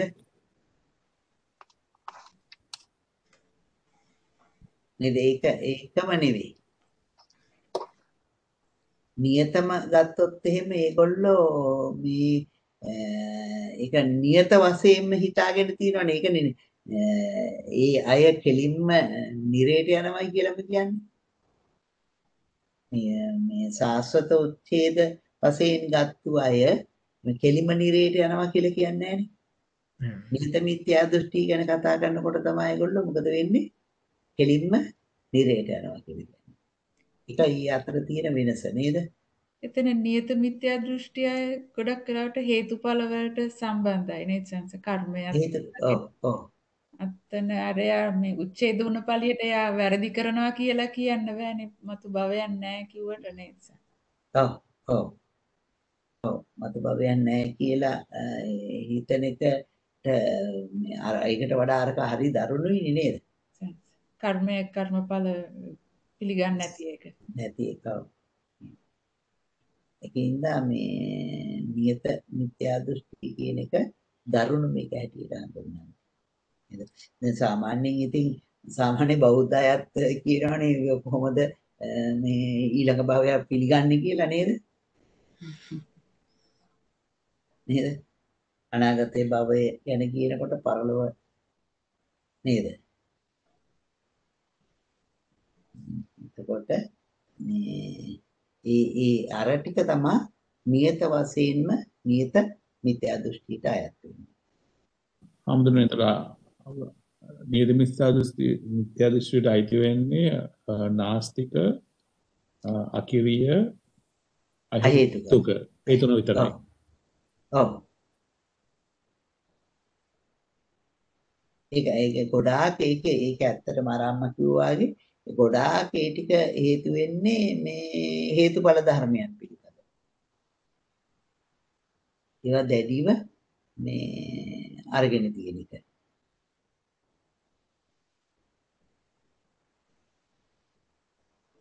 නේද? එතකොට ටික මොනවද? දුගති මාර්ගය. නේද? ඒක දුගති මාර්ගය. දුගති මාර්ගයේ පළවෙනි එක තමයි මොකද්ද? මිත්‍යා දෘෂ්ටිය. නේද? ඕක තවත් මිත්‍යා දෘෂ්ටි වලට කැඩිලා ගියානේ. දෙසට මිත්‍යා දෘෂ්ටියක් වශයෙන් නේද? 62ක් වශයෙන්. ඒ තරමටම මේක බෙදිලා යනවා. මිත්‍යා දෘෂ්ටි වශයෙන් ඉනේවා ඒ තරමටම බෙදිලා ඒ කාලේ බුදුහාමුදුරන් වහන්සේ වැඩ හිටපු කාලේ ඒ තරමටම තිබුණා. දැනොත් ආගමික වශයෙන් කොටස් බෙදි යනවා කියලා කියන්නේ ඒකම බෙදින එකම නේද? මිත්‍යා දෘෂ්ටියේ කොටස් බෙදි යනවා.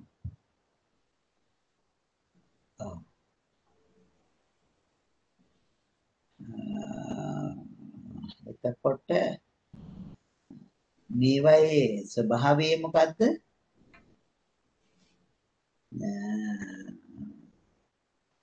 වරදවා දැකීම නේද? ඒකේ වරදවා දැකීම තමයි ස්වභාවය. එතකොට නුවණින් නොගැනීම තමයි මේකේ ලක්ෂණය නේද? නුවණින් නොගැනීම. මේකේ ක්‍රමයේ දැඩි කොට ගන්නවා.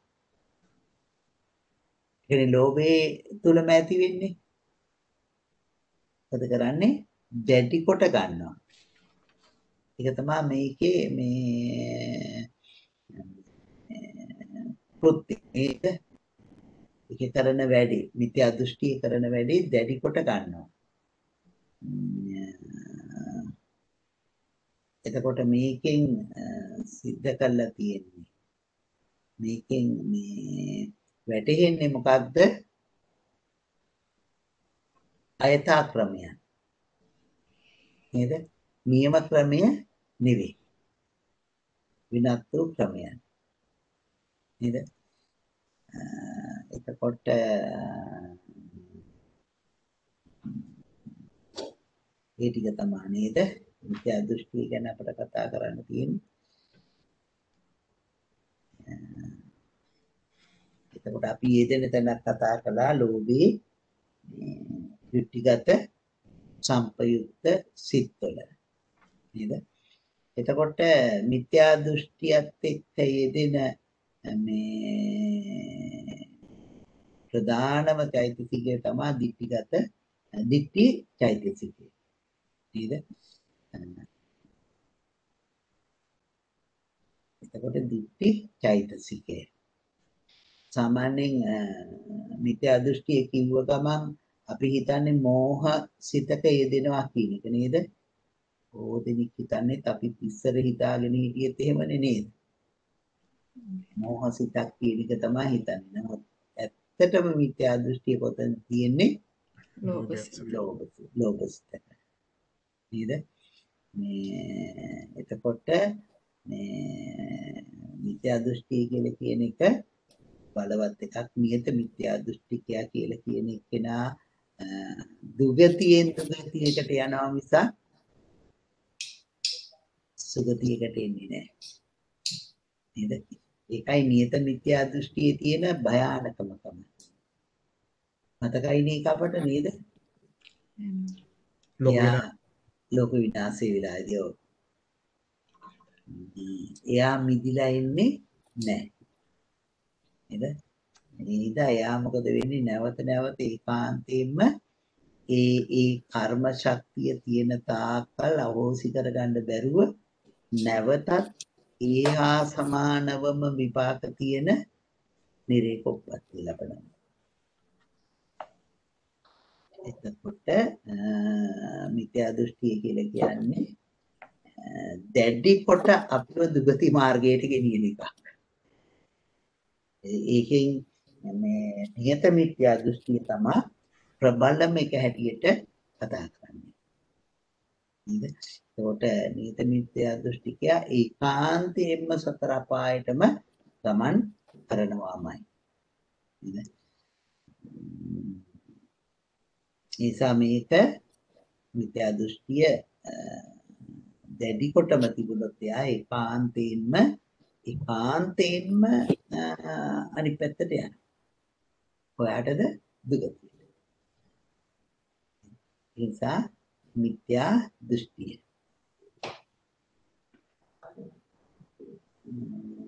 ඊළඟට මිත්‍යා සංකල්ප. නේද? අව්‍යාපාද, අවිහිංසා, නෙක්ඛම්. ඒවා තමයි සම්මා සංකප්පේ. නේද? එතකොට අනිත් පැත්තට එන්න ඕනේ ව්‍යාපාද හිංසා ලෝභ ව්‍යාපාද හිංසා ලෝභ කියන වචෙන්ට වඩා කාම විතක කියලා කිව්වොත් ඊට වඩා ටිකක් මම හිතන්නේ අරට වඩා ගැළපෙනවා නේද? ලෝභ තමයි ඇලීම. නමුත් ඒක කාම. ව්‍යාපාදය ගැටීම. හිංසා නේද? විහිංසා. ව්‍යාපාද විහිංසා කියන්නේ හිංසා කිරීම. ඊළඟට කාම නැත්නම් ලෝභ. එතකොට මේ ටික සම්මා සංකප්පයට විරුද්ධ ටික. ඒවා මිත්‍යා සංකප්ප. එතකොට මේ වයින්ුත් මොකද කරවන්නේ? දුගතියට යනවා. මේ සංකල්ප වලින් මොනවයින්ද? තරහ, හිංසාව, ඇලීම. නේද? ඒවා මේ දුගතියට ගෙනියනවා. එතකොට කාමය, කාමරාගය. නේද? කාමරාගය. එතකොට ඒවා හොඳයි කියලානේ හිතන්නේ. ඒක කාම විතරක. නේද? නික්කම්ම මේ විතර්කේ කියන්නේ අත්හැරීම නෙමෙයි කරලා තියෙන්නේ මොකද්ද? අල්ලා ගැනීම. නේද? අතහැරීම වෙනුවට කරලා තියෙන මොකද්ද? අල්ලා ගැනීම. එතකොට මේ ඒක ඒ විතක්කය නේද? එතකොට ඒවා විතර්ක, කාම විතර්ක, ව්‍යාපාද විතර්ක නේද? හිංසා විතර්ක. අනිත් පැත්තට තියෙන්නේ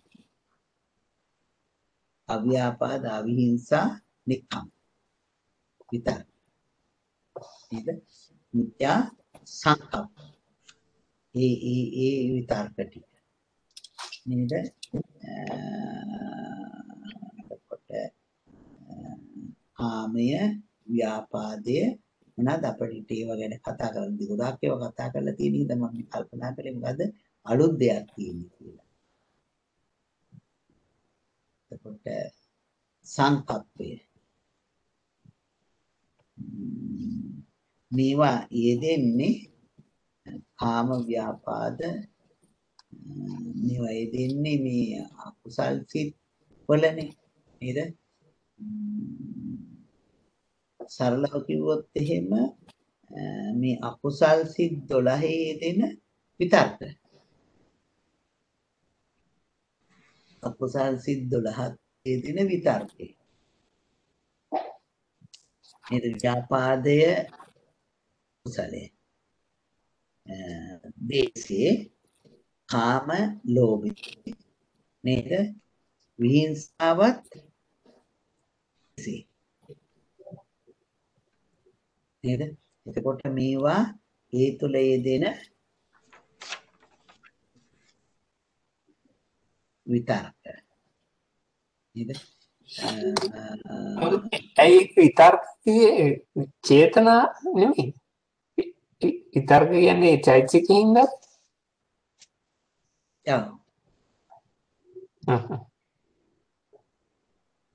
මේක දැන් කාමය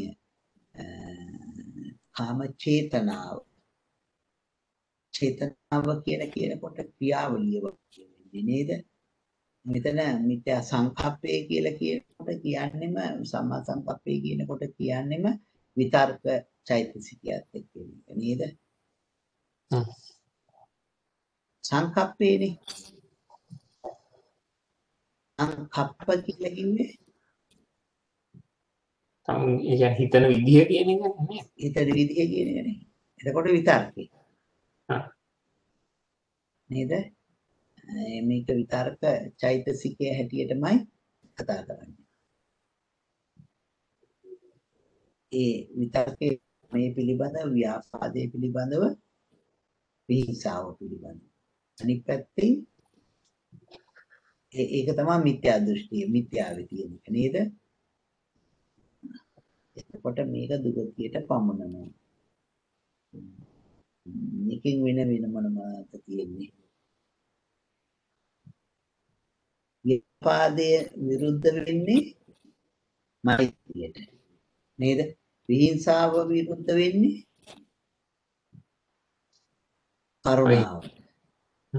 කරුණාවට නේද? ආතරණ එකේ අනිත් පැත්තේ ඉන්නේ විහිංසාව නේද? ඒක එන්නේ කොහාටද? කරුණාවට. ඊළඟට අනිත් එක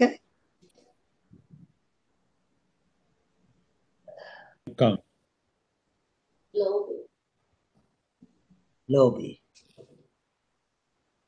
නේද?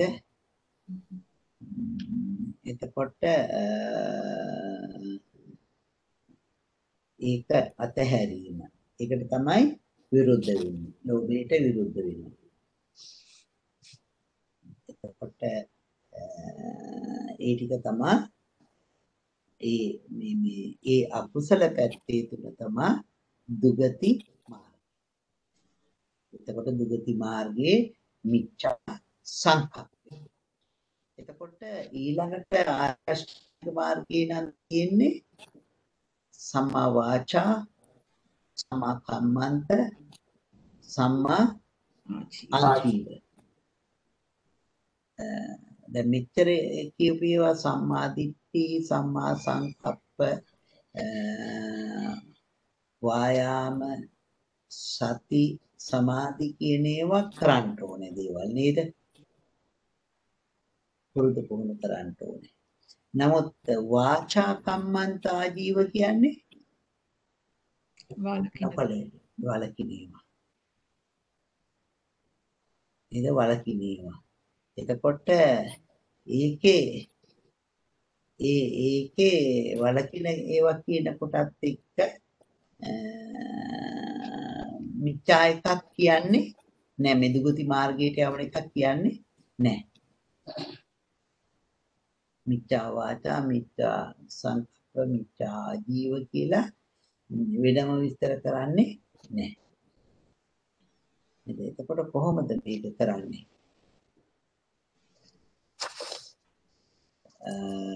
මේක වෙන්න ඕනේ වෙනමම කියන්නේ නේද?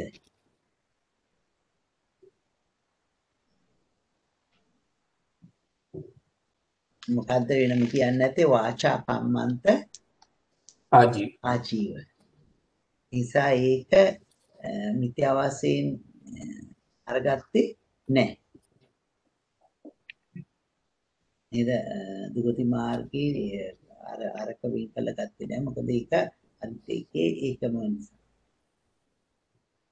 ඊළඟට එන්නේ එහෙමනම් සම්මා වායාමය. නිවැරදි ව්‍යායාමය. ව්‍යායාමය කියලා කිව්වේ වීර්යය. නේද? වීර්යය නිවැරදි ව්‍යායාමය. මෙතන තියෙන්නේ මේ මිච්ඡා වායාම කියලා කියනකොට වැරදි ව්‍යායාමය. නේද? වැරදි ව්‍යායාමයෙන් මොකක්ද වෙන්නේ? පව් කරන්නේ. ප්‍රාණඝාත අදත්තාදාන කාම මිච්ඡාචාර ආදී ඒ පව් කරන්නේ. එතකොට ප්‍රාණඝාත අදත්තාදාන කාම මිච්ඡාචාර මුසාවාද පිසුනා වාච පරුසා වාච සම්පප්පලාප අභිජ්ජා ව්‍යාපාද මිත්‍යා දෘෂ්ටි නේද? එතකොට මේකේ වායාමේ අරවා කරන්න කරන ව්‍යායාමේනේ නේද? බොරු කියන්නේ, කේලම් කියන්නේ, සත්තු මරන්න, හොරකම් කරන්න, පරුෂ වචන කියන්නේ. නේද? ඒ ව්‍යායාමේනකොට අර වාචා කම්මන්ත ආජීව ටිකත් මේකට එකතු වෙලාමයි නේද? එතකොට වීරිය කියන චෛතසිකයම අනිත් පැත්තට ඉදිලා ප්‍රකින්නක නේවා දෙපැත්තටම යෙදෙනීම. කුසලයේ තුලත් යෙදෙනකොට යෙදෙනවා, අකුසලයේ තුලත් යෙදෙනකොට යෙදෙනවා. නේද? ඒක තේරෙනවනේ නේද? ව්‍යායාමේ. කොට මිච්ඡා ව්‍යායාමේ. අරවා සිද්ධ කරන්න තියෙන මේ ඔක්කොම යන්නේ අර අකුසල සිත් 12 තුල. ඒ අකුසල සිත් 12 තුල තමයි මේ මිච්ඡා ව්‍යායාමේ යන්නේ. නේද?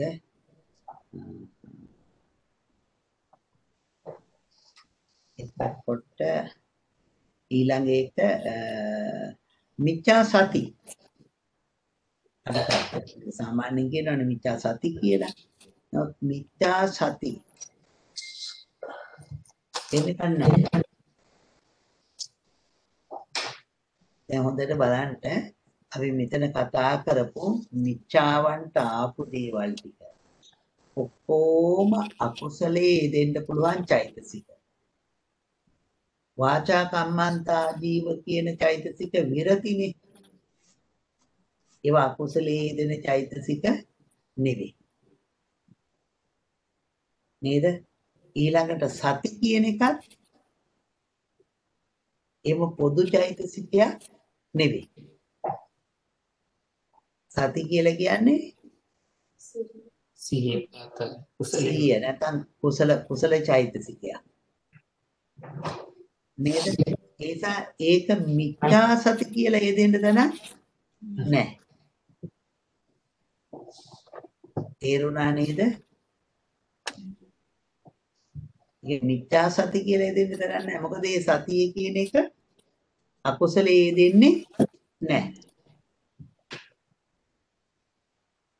එතකොට මිත්‍යා සමාධිය කියලා කියනකොට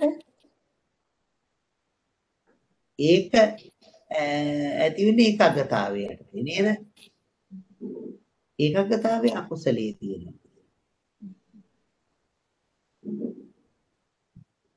නේද? ඒකාග්‍රතාවය අකුසලයේ තියෙනවා. එහෙම ආපු එක තමයි මේ මිත්‍යා සමාධි කියන්නේ. එතකොට ඒක ඇත්තටම මිත්‍යා සමාධි කියලා කියන එක ප්‍රබල එකක් නෙවෙයි. නේද? එතකොට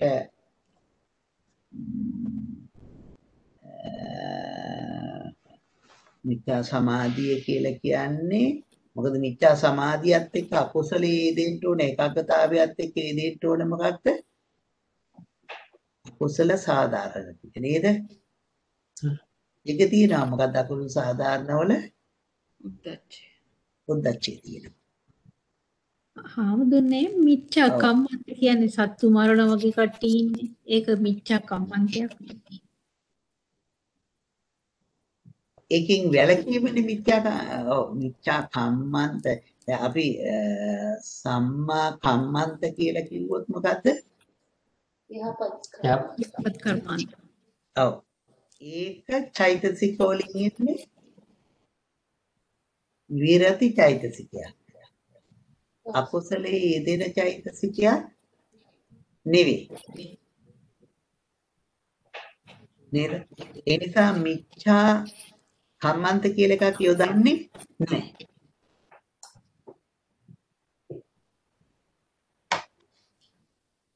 මොකද එහෙම එකක් යොදන්න බෑ. තේරුණාද? සත්තු මරනකොට යෙදෙන්නේ මොකද්ද එතකොට? මිච්ඡා වායාම.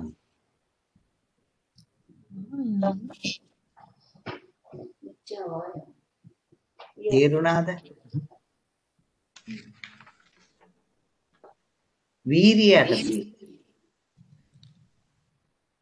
ඉතින් හාමුදුරනේ ජීවත් වෙන්න මිනිස්සු මරනවානේ සත්තු මාළු මරනවා. ඔව්.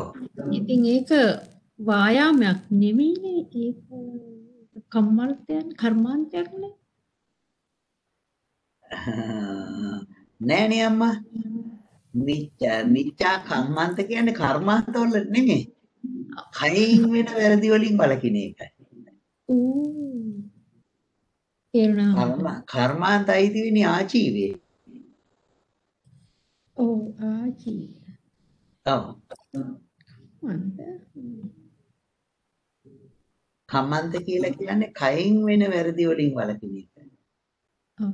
ආජීවයට තමයි කර්මාන්ත ටික අයිති වෙන්නේ. වැරදි කර්මාන්ත වලින් ජීවත් වෙන එක. හරි හම්බෙන්නේ. ඔව්. එතකොට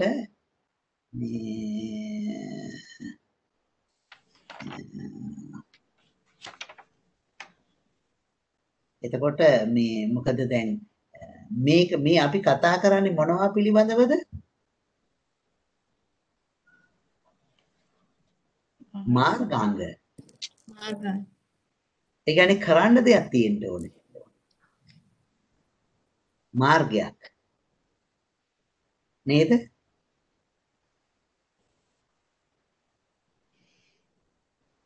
තේරුණාද? මාර්ගාංග වල විරති එනකොට සම්මා වාචා සම්මා කම්මන්ත සම්මා ආජීව කියලා කියන විරති එනකොට ඒක මාර්ගයක තියෙන අකුසල මාර්ගයක් නෙවෙයි. දැන් අපි අනිත් පැත්තේ ඒව ගත්තොත් කම්මන්තේ නැත්තම් මේ කම්මන්තේ මේ වායාමි එහෙම නැත්තම් මිත්‍යා දෘෂ්ටිය කරන්න දෙයක් තියෙනවනේ නේද? මිච්ඡා වායාමි කරන්න දෙයක් තියෙනවා නේද?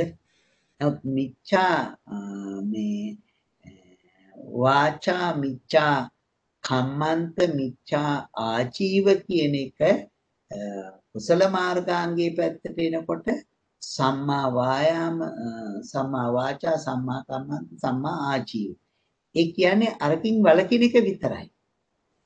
එතකොට අකුසලයේ යෙදෙන එක නෙවෙයි. ඒක ගැනෙන්නේ නැහැ. ඒක ගැනෙන්නේ කොතෙන්ටද? වීරිය යටතේ.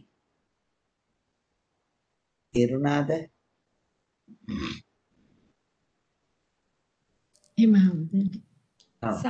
සංකල්ප වලටත් අයිති වෙනවද? එතන ව්‍යාපාද සංකල්ප සත්තු මරණයකට නේද? කාම ඇලීම.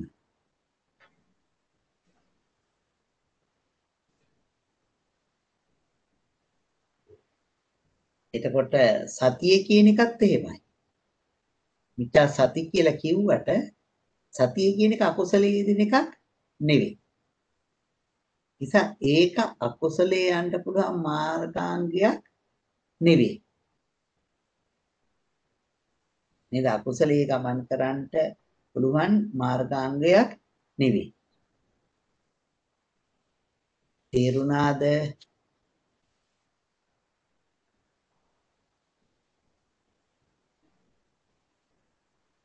මොකද ප්‍රශ්නයක් එනවද? දැන් මේ කතා කළේ මාර්ගාංගනේ කරන්න ඕන දේවල්.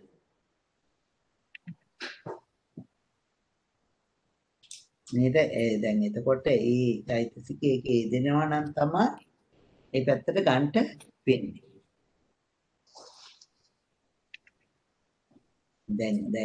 දැන් ඇත්තටම මේ අපි වාචා කම්මන්ත ආජීව කියන ටික ගත්තොත් නේද? විරතිනේ. අකුසලේ විරතියක් නැහැනේ. අකුසලේ විරතියක් නැහැ. ඒක මාර්ගාංගයක් හැටියට කියන්න බෑ.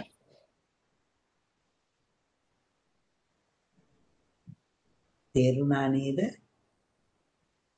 සතියත් අකුසලයේ නිසා මාර්ගාංගයක් කියලා කියන්න බෑ අකුසලයේ.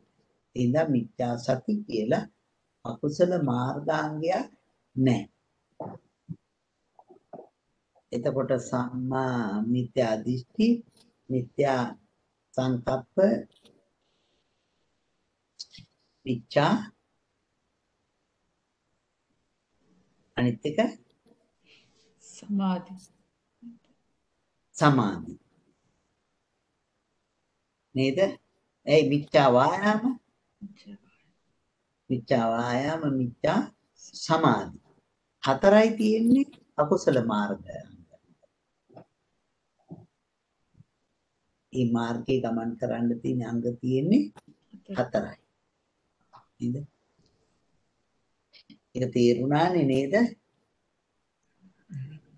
එහෙනම් අපි අතට අවසන් කරනවා 10 පොඩි ලගට කියලා කියන්නේ. මං හිතන්නේ 10ට අවසන් කරන්න කියලා. දන්නේ නැතුව ඉන්නේ. හොඳයි. එහෙනම් අපි අවසන් කරමු. මේ කතා කළේ එතකොට මාර්ගාංග වල දුගති මාර්ගාංග ටික. නේද?